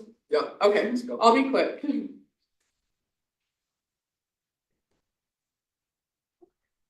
It looks the same, but it's different. So I'll be talking about one of the things I mentioned in the last project, but just the employee engagement survey and what we're doing in response to it. So in the summer of last year, we conducted an employee engagement survey. We had great turnout and results from that. But we wanted to say, okay, we have these results. What do we do with them? How do we improve the city? So what we did, Carson and I, we led a group of employees. There were over 30 employees. There was multiple employees from every department that came together to look at these survey results in a multiple meetings. So we appreciate their efforts. They took hours out of their time to help us look at every single question and come up with ideas of, based on these results, how do we improve the city? We took their ideas, and there were literally probably hundreds of ideas. There were amazing things there, but we whittled it down to a few things that we can start to do now. There will be more to come, but this is kind of the first phase, what I'll be presenting to you today of what we are doing to implement their solutions. So the first area, the areas are on the top, and then there's specific action items that we're working on underneath. So employee recognition, wanting improvement in that process. So some easy things that we were able to implement already is creating a way for employees to recognize their fellow employees for good things that they're doing at the city. And also letting them nominate their fellow employees for employee awards on a year-round basis. So historically, it's been primarily supervisors giving recognition to their employees, and then once a year before the employee party, about a month before, opening up those nominations. But we know that there's things happening year-round, so we want to make sure that those are recognized. And sometimes supervisors don't see it and they still want to be recognized. So in the portal, we now have a way for employees to nominate their peers for either Babelbecks or Babel Awards. And the Babelbeck system has been super successful and people are very excited about it. Once they do this, it goes to HR and they can review the nomination and give the employee the Babelbeck along with the recognition. Also creating more consistency throughout the city. Some supervisors are recognizing employees differently than other supervisors. So we will be training supervisors in the coming months on ways that they can recognize employees, and it may not even be monetary, but just how to be an effective recognizer of what employees are doing. The next area is employee development. Employees were very excited and interested in opportunities to continue to learn and grow in their career. We've seen this be very successful in certain departments, particularly those with career ladders in their positions, because they have set requirements that they have to continue to meet to advance in their career. But other employees are wanting some of those opportunities once they get hired to continue to get certifications or continuing education. So making sure that we have an efficient and sufficient tuition reimbursement for some of those certifications, as well as opportunities for employees to develop and grow in every single department. This includes opportunities internally. We already have been doing some of these with ramping up some of the BABO trainings every year, but making sure that we're doing that more often to give employees opportunities to train and learn specific things about being a city employee. And also we will be working to organize opportunities for employees to go to different cities and learn from what they are doing to be more effective or cross-train with them. The next area is improving the onboarding experience. In the discussions, this was mainly related to when an employee is hired, helping them become an effective employee much quicker. So this involves solidifying what the department and supervisor's role is in onboarding and making sure that supervisors are trained, that they know what policies and procedures, practices that they need to inform their new employees now. Because we heard feedback that some employees were here for years and they didn't know a specific policy. It may or may not have been in the policy manual, but it's something that we can improve and make sure that supervisors are helping new employees be successful with. This also includes implementing a mentorship program for new employees where we can assign mentors in every department to help those new employees, help them learn what it means to be an Orem City employee. The last action item in this area is to create knowledge bases for positions throughout the city and also department-specific documentation. So when a new hire comes in a certain department, that they are given a document that tells them the software they're gonna need to know, people that they will work with, and hopefully for their position that they have something. Because especially if it's a single incumbent position, there may not be someone else that can train them on what they need to know to be effective at that position. The next area is interaction and communication with city leaders. So employees were wanting more opportunities to spend more personal time with the city manager. So Everybody's full. we will be organizing breakfast with Bren. On the month of the employee's anniversary date, they can go to breakfast with Bren. They can get opportunities to ask him questions and also get great food. So it's would say no to that. Red may look a little bit different than you. So water. I think this is everyone's acknowledgement that all the good ideas don't come from me, so we need to create a situation where everyone can bring me good ideas. There we go. And then I'll have to go work out more often in our family fitness center. It's good for everybody. Okay, the next item is employees wanted more opportunities to see both exec staff and mayor or city council and potential town halls that they can ask questions and hear what's going on in the city. This also includes the last item of regular updates from city leaders, email updates of things that are going on in the city. Sometimes those things don't get trickled down to the frontline employees and they're not aware necessarily of what our goals are. And supervisors can do a better job of that, but also there could be more opportunities for both exec staff, mayor, city council to provide some of that information to our employees. And then just a few other items is creating an organizational role chart. We don't have an org chart in the city. And so when employees need to know who to contact in another department, often they just contact the office administrator or something, which is fine, but we could make it more efficient, help people understand if there's an org chart that also lays out things that people are responsible for, so they can go directly to who they need help from. Looking at the employee evaluation process, making sure that's effective, that it's not just a once a year check off the box, making sure we're actually helping employees set goals and making sure that's effective for everybody involved and it's a positive experience. And then also looking at both our holiday schedule and leave policies just to make sure they are good or if there are any potential adjustments that may need to be made based on what other cities are doing or what we see in other organizations, just evaluating how those are.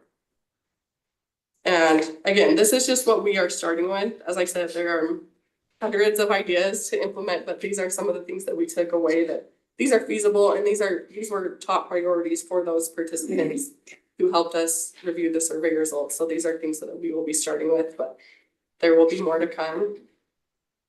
And with that, are there any questions? I'll just say and reemphasize, while I might be tempted to try and take credit for things, this is really an indicator of how the employees of the city across the organization want to be the best. They want to continually improve. They want to be forward thinking and proactive and energetic and helping you and helping residents move the city forward. Yeah, thank you, Brent. The meetings we had were very positive.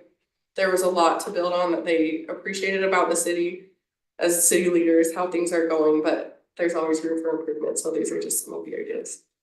Okay, thank you, Jenica. We're looking forward to you and your team's good work. Thank you. Okay, next up, Lynette, do you have time to go through? I do, yeah, I can do it real quick. So I have 6 commissions that I was on. First one, Public Works Advisory Commission. I'm now passing that on to Tom, but great commission. It's been very rewarding to see Chris Shirky's leadership there and to see the people on that commission in dealing with the things that you don't necessarily want to know about, but you just want to have work, your water and your sewer, right? It's the soul. It's the soul of the community. And to see our parks and just the great things, improvements and renewal happening on that commission. So I'm kind of, it's just one that you just know when you sit and you're amazed at the goodness and the wisdom that happens there. So, UCCU board member, that the arena has recovered well from COVID. They're doing some great events and it's a privilege to sit on that board. Our Historic Preservation Commission, they're collecting Orem's history. They're identifying historic areas and Grant Go. He's been great to help out with that commission. Appreciate him there. Library Advisory Commission, of course, just as we heard at our retreat, Bryce has just done an amazing job of guiding the library in the direction and of the future of libraries. And that commission is just running like clockwork. So, Orem Neighborhood Commission, we are doing some reappointments tonight for that and looking forward to connecting resources in the community with the needs in the community. We're really focusing on getting people on that commission that know what's going on and that are actively and engaged and passionate about their area of Orem. And then CDBG, that's kind of starting up again, right? All those the grant process there, so that's just a brand new year and Jenica, are you doing CDBG? I'm not, Heather on my team is. Heather, okay, she'll be taking that from Kenna, so anyway, that's gonna be Jen. That's it. Okay. All right, well, thank you for the update. Let's run through the agenda real quick. For the first city council meeting of the year, it's a very light agenda. So anyway, that's kind of a nice break to start out with. We'll start at 6. We'll have call to order, have an invocation, and then pledge of allegiance. And that's Dale Mortimer and Kitty Mortimer. Who invited them? I did. You did? Would you like them to introduce them?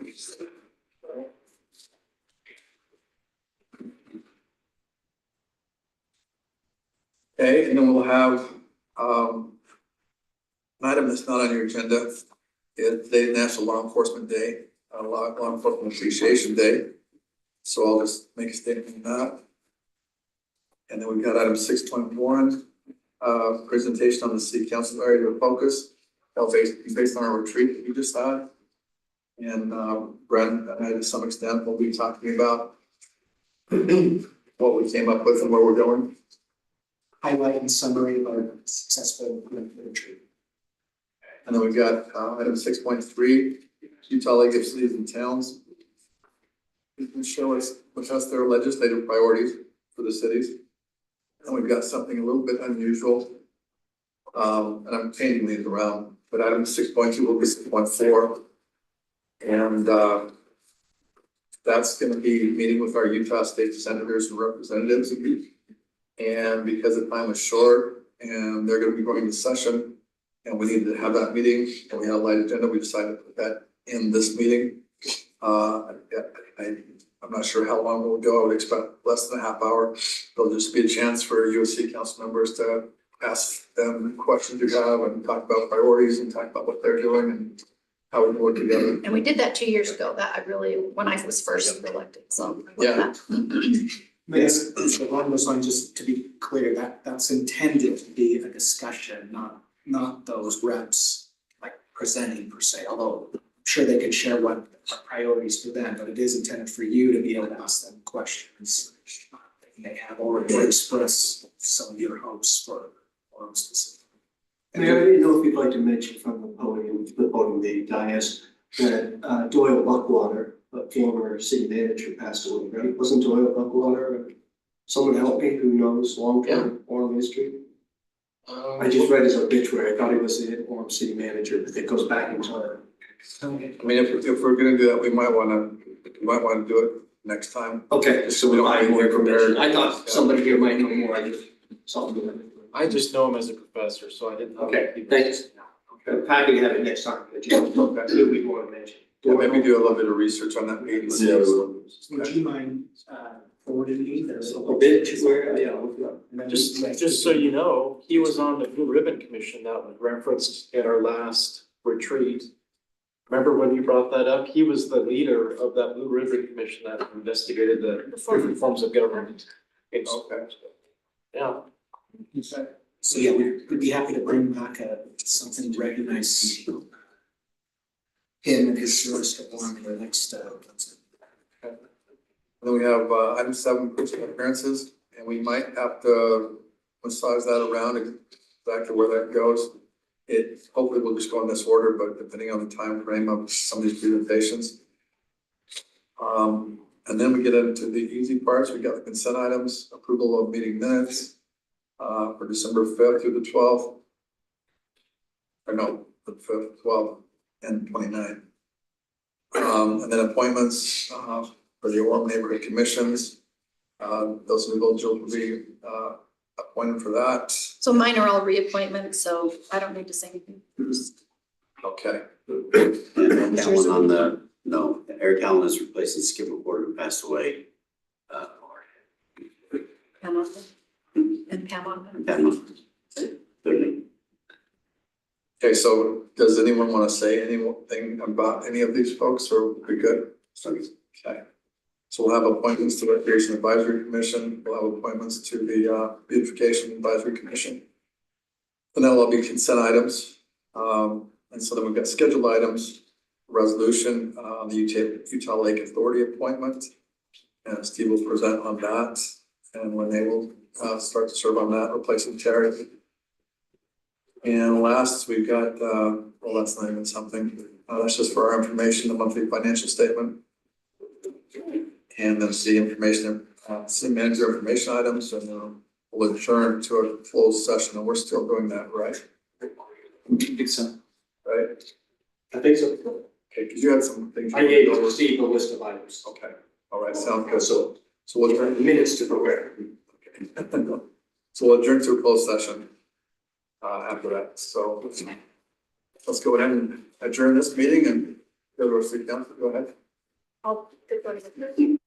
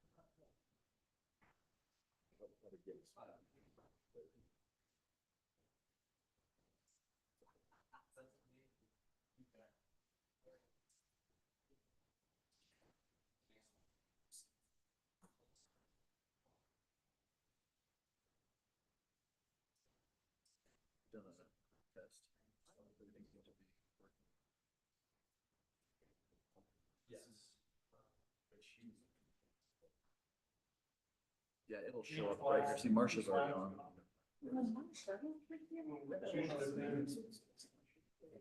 I guess traffic wasn't that bad. She was.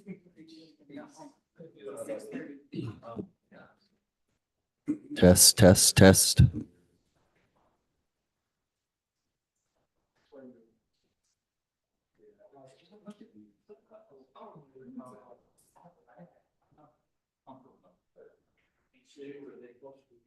That's right.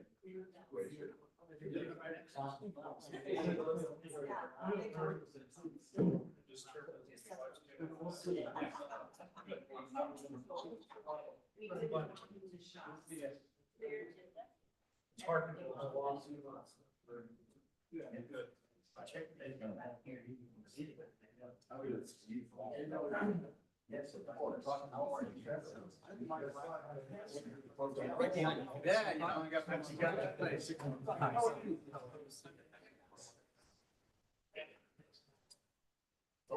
Hey, how are you doing? Great, how are you? Happy here. Yeah, thanks for having me.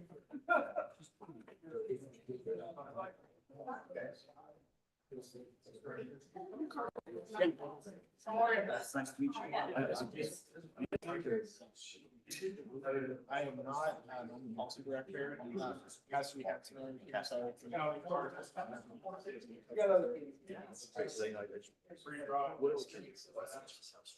So you guys do that. So we have our fire taxes to the next meeting.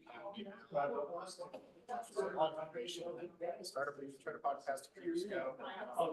Sarah sort of did try that again, to see if we get more traction on it. Try to also provide materials for like. Yeah.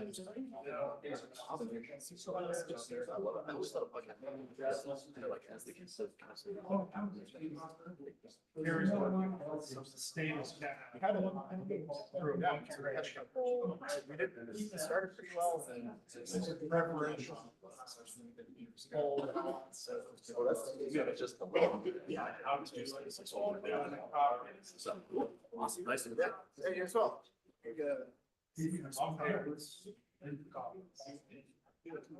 For the presidential. Yeah, Brent has been contact operation. Reach out. Perfect. Yeah, just.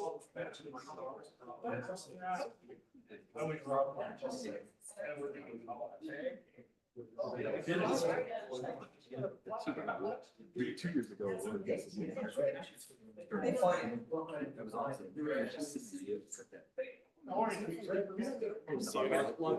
Yeah, well, Good to see you. How are you? good, are you? Good.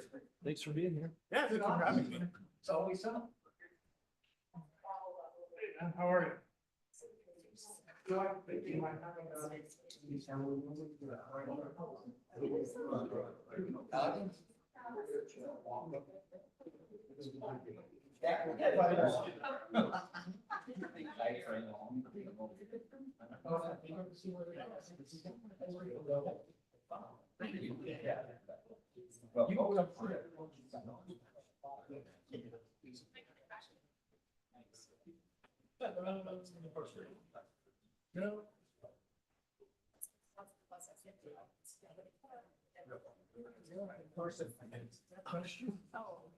What did you say?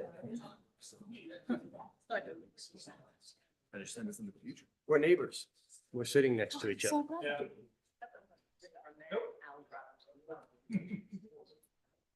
Haven't seen Wendy's off bed.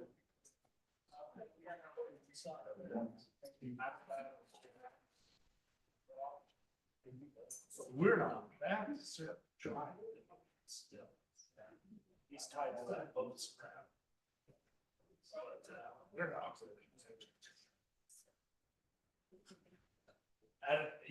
We tried to bring it up in the last hearing. I said, if I'd used that nonsense of that. On. So, because we did it right. There you go.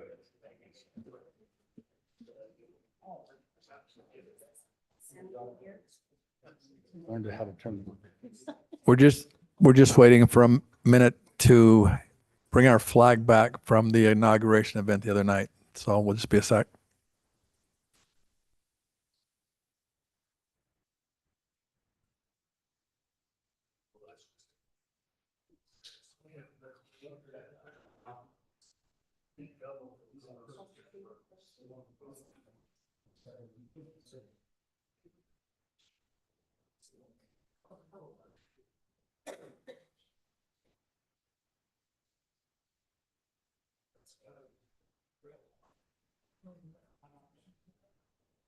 That is so that's a specific one.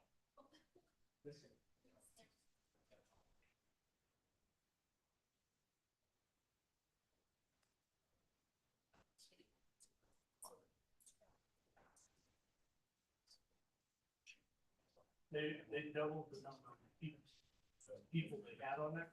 So those were just one. They were.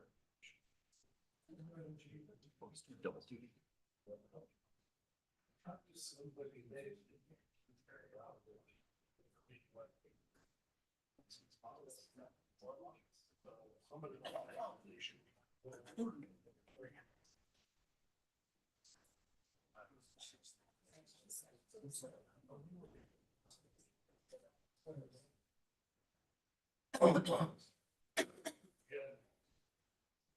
There they are.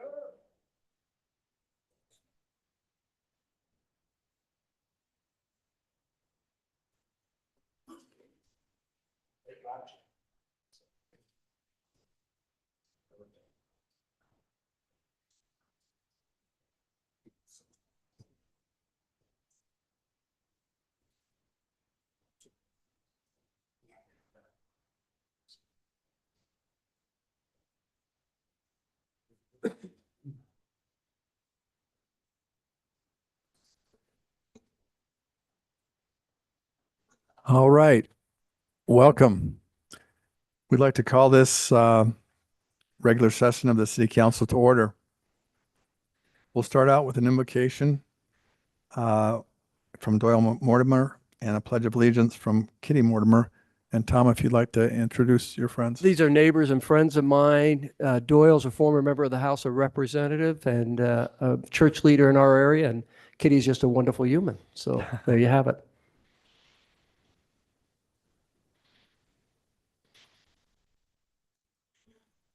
Our Father in heaven, we're so thankful this crisp winter evening to be able to meet here in this city council meeting. We're thankful for the freedoms that we enjoy in this country, in this state, and in this city. Father, we pray that thy Spirit may overshadow this meeting and others in our country, that we may maintain our freedoms, that we may have the way of life that we enjoy in Orem City.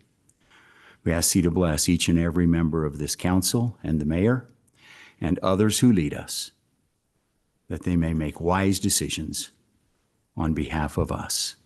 Bless them with success in their families and in their personal endeavors. And again, we put this meeting this evening into thy care and keeping in the name of Jesus Christ. Amen. Thank you, Doyle. Kitty, if you'd like to lead us in the pledge, and would the audience please rise? Please repeat after me, or with me, please. I pledge allegiance to the flag of the United States of America and to the republic for which it stands, one nation, under God, indivisible, with liberty and justice for all.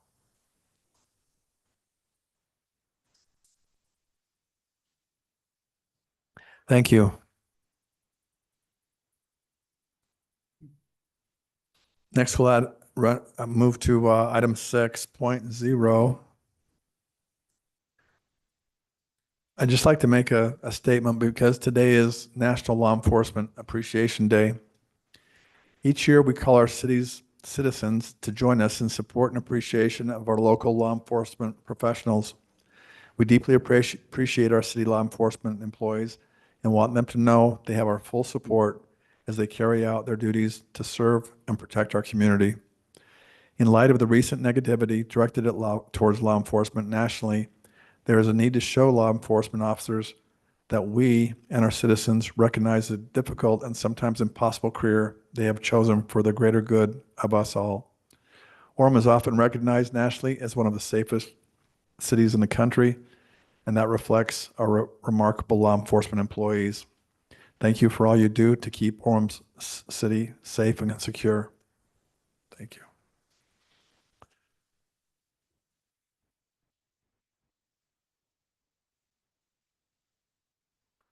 Okay, next we're going to have item 6.1, and this is just a presentation about what went on in the city council retreat this last weekend. Brian, would you like to lead that? Yes, Pete and Carson are pulling up a kind of a brief presentation, but we felt like we had a very productive and successful annual retreat, and so just wanted to kind of highlight some of the takeaways and start to get the word out to the public of the positive nature of that meeting. So kind of top of the list for areas of focus for the coming year is to align city council, city employees, and citizens, and making sure that we're working together in a spirit of unity as a council and with our executive team with honesty and respect. And then another big point of emphasis was uniting with the community through additional service opportunities. Next, with the area focus of safe, livable, connected, and engaged neighborhoods, we heard from you that we wanted to increase our outreach to our Hispanic Latino community and also businesses that are run by our Hispanic community. And we also wanted to be in a continuous mode of evaluation and improvement related to our neighborhood improvement team efforts. In terms of thriving and balanced business environment, we wanted to increase our outreach with our OBA or our Orem Business Alliance, and then in particular, kind of a repeat of a previous one there, expand the resources for our minority business owners within the city. With the area focus of dependable infrastructure, we wanted a word that became something of a theme for the retreat was the word renewal, and kind of renew our state street and set a vision for it. And then kind of off of State Street and throughout the city, look for additional trail opportunities, and then make sure that we're staying up to speed on capital improvement and capital replacement projects.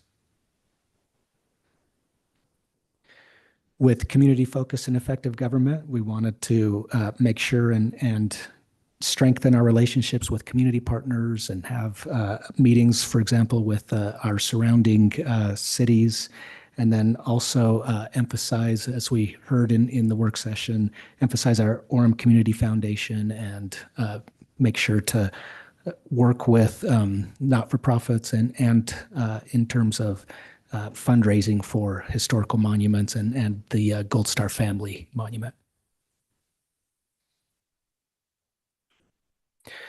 And then lastly, in terms of skilled and talented workforce, we wanted to complete the efficiency study that we've been working on this last year and continue to expand the hybrid STEP program that we have found is so successful amongst our first responders and public works employees. And I think that's the last. So that's kind of an overview of what we went through. Again, sure appreciate the time that you spent away from families, and I think a total of something like 30 hours in both celebrating and recognizing the things we have accomplished, and then also making sure that we keep up the momentum and continue to look forward for the city and continue on the positive trajectory that we're on. Thank you, Bren. And you just saw a very brief summary of all of those hours. There was a great conversations amongst the council. There was a ton of input and working through things. And so that list gave us an area to focus, the areas to focus on in this upcoming year. So we appreciate the council for all that they did to get to this point. And you may not appreciate it when you just see it in a bullet point PowerPoint, but you will appreciate it as the year gets going. Thank you. Thank you. Okay, next up, we've got a presentation from the Utah League of Cities and Towns as far as their legislative priorities for cities. And this is timely because we're about to go into the legislative session, and this is one of the groups we work with as far as information on what's going on up there.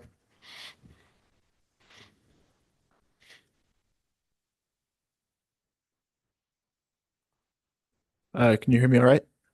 Awesome.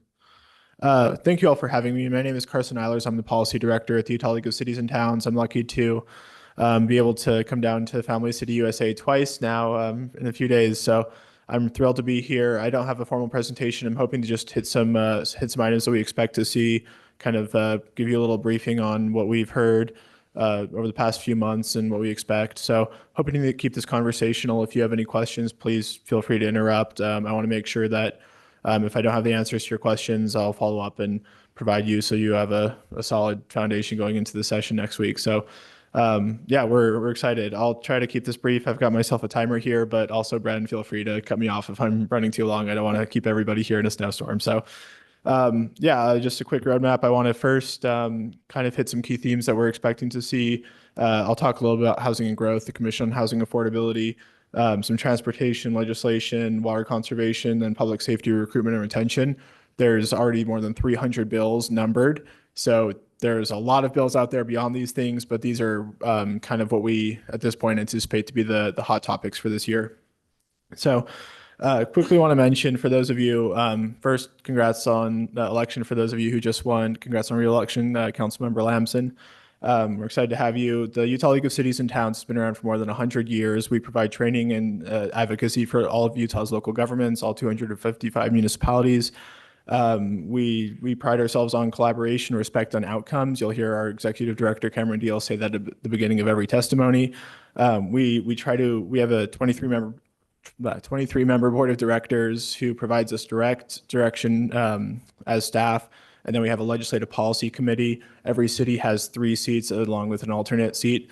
And we bring legislation to that committee and they give us direction during the session. So things move quickly, but we try to make sure that you're the ones at the driver's seat making the policy calls. And then we as staff will try to implement that direction as best we can.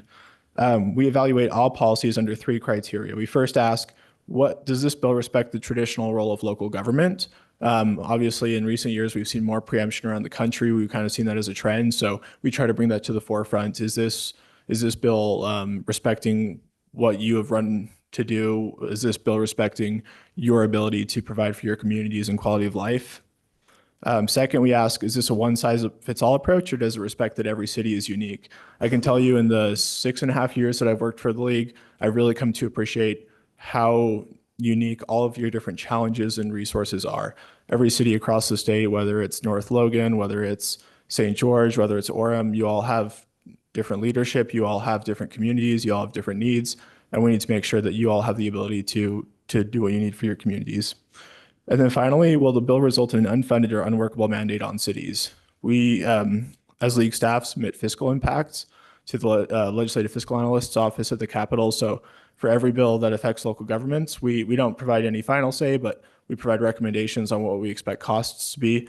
There's lots of legislation that will impact local governments financially, so we try to make that a major point. We also started tracking that in aggregate to make sure that legislators have a sense of what this bill or what a given bill or collection of bills really does for taxpayers. They pay a lot of attention to their budgets. Sometimes it's just harder to see the secondary effects on local government budgets, but obviously that affects taxpayers as well. So with that being said, I want to jump into these kind of 2 key themes. First, the state does not have a surplus this year or is not anticipated to have a surplus this year, and neither do cities. Again, we've been ringing this bell loudly every year at the Capitol, but just because a bill doesn't impact the state financially doesn't mean it doesn't hit taxpayers, doesn't mean it doesn't disrupt your budget. So we've brought that up repeatedly and we'll continue to do so. What does this mean for your communities? The last few years, we've had record surpluses at the state level. The state's been able to give tax cuts. They've also been able to pass a lot of legislation that they can afford.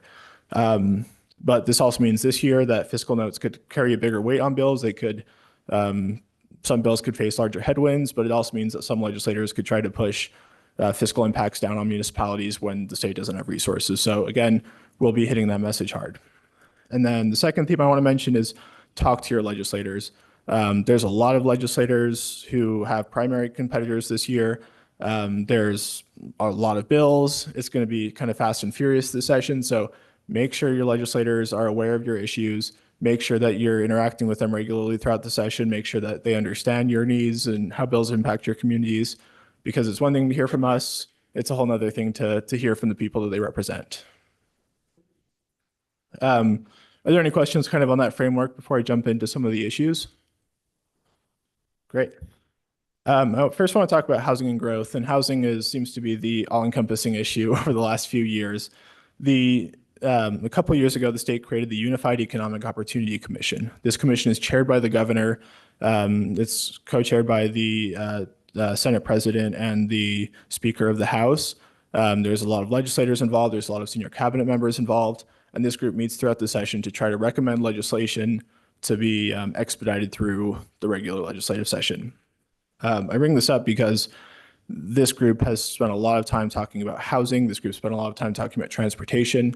The Commission on Housing Affordability reports to this group. So it's kind of become another process where policy can move forward. We've been heavily involved in this. League staff are on many of the work groups, if not all this year.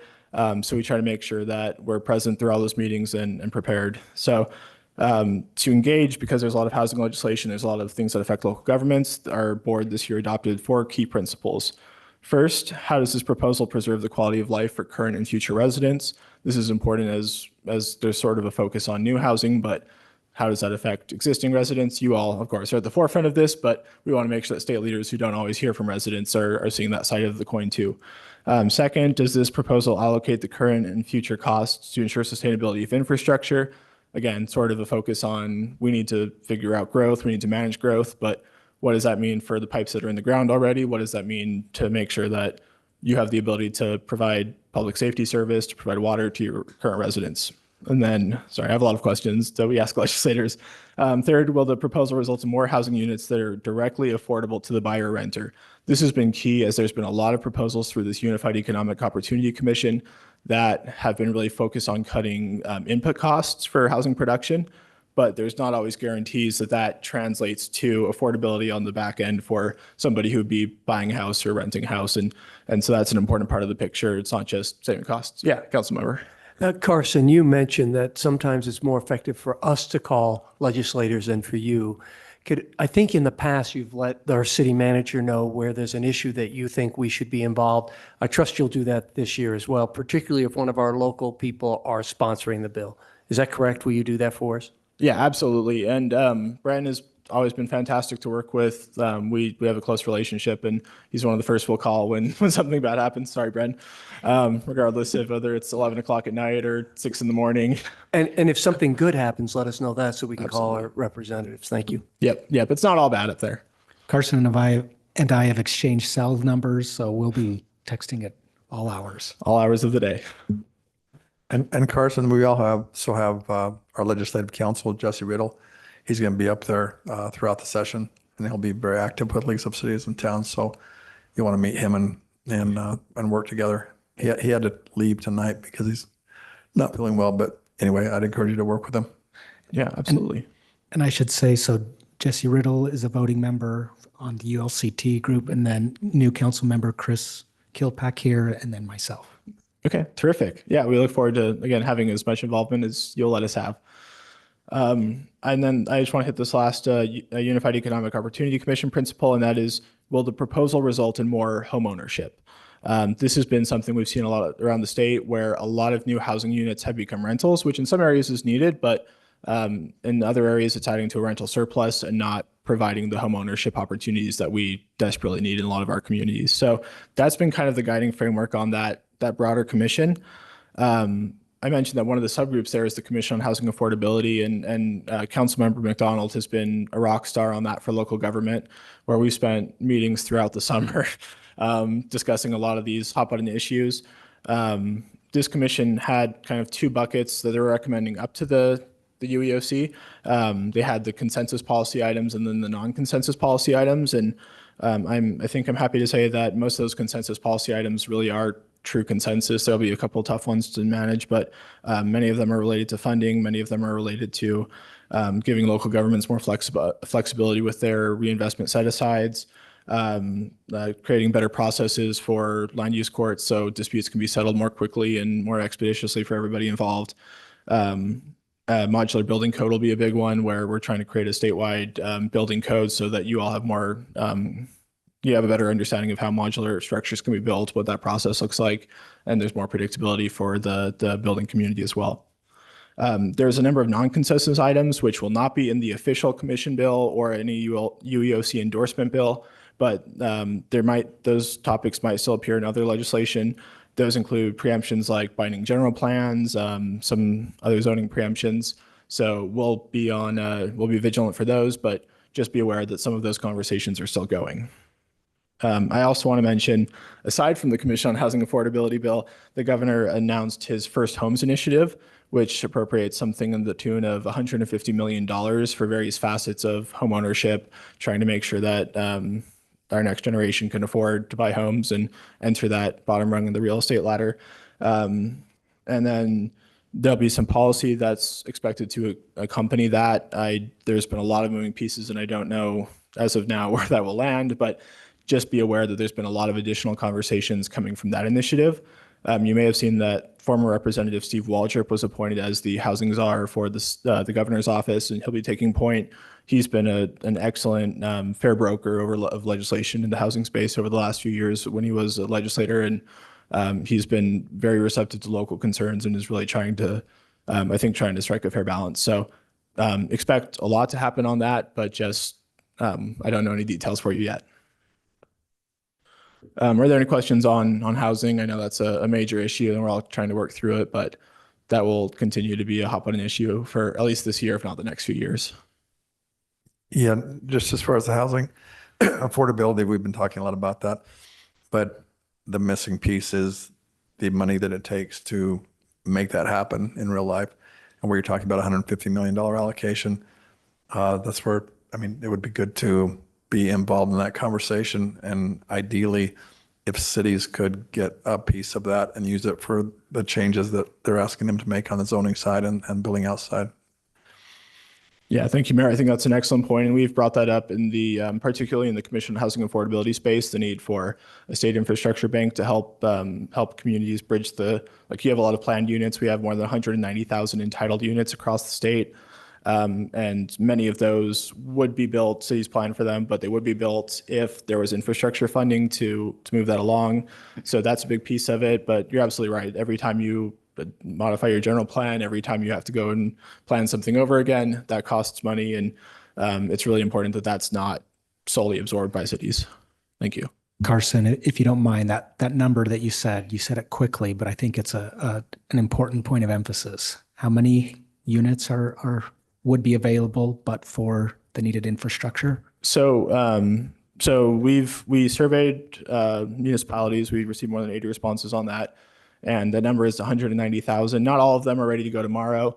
Some of them are maybe 10, 15 years out. Some of them are ready to go tomorrow, just the infrastructure is not there yet. So they kind of run the gambit, but that's our kind of current count on how many units are out there, which demonstrates the point that cities are planning for housing, but there's market forces and other pieces that are obstacles.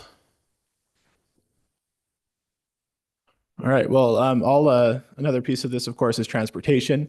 Transportation is always a major challenge when it comes to new growth, making sure it's planned for accordingly. There's been a lot of transportation funding in the last few years. I want to focus on the transportation utility fee legislation that's been proposed. We don't have a bill yet, but there's been a couple of key concepts that I think there's some consensus on. So the current legislation there's kind of three parts to it. First, it would codify the transportation utility fee in state code. Right now, cities have broad fee authority to do this, but there's not clear authorization to do it. There was a court case recently with Pleasant Grove. Some of you probably were following that, and the court ruled in Pleasant Grove's favor, but the question of process or appropriateness of the fee was never addressed because the litigants dropped the case before that was settled. So we've heard from a lot of communities who are interested but want to see some more certainty before they move forward. There's still some concerns at the Capitol about whether these would be abused, but we think that codifying the fee would be a really good first step. The second piece of it is it would clarify some things in the broadband space, specifically the opt-out fee. So I think there's only one city who's contemplating this, but it would impose a fee on all residents, and then you have to pay a fee to get out of the service area. So we think this clarification would be consistent with existing law. It wouldn't be a new policy shift, but just something to be aware of. And then the last piece would be just adding some more process to the transportation utility fee. So it would add a 10-year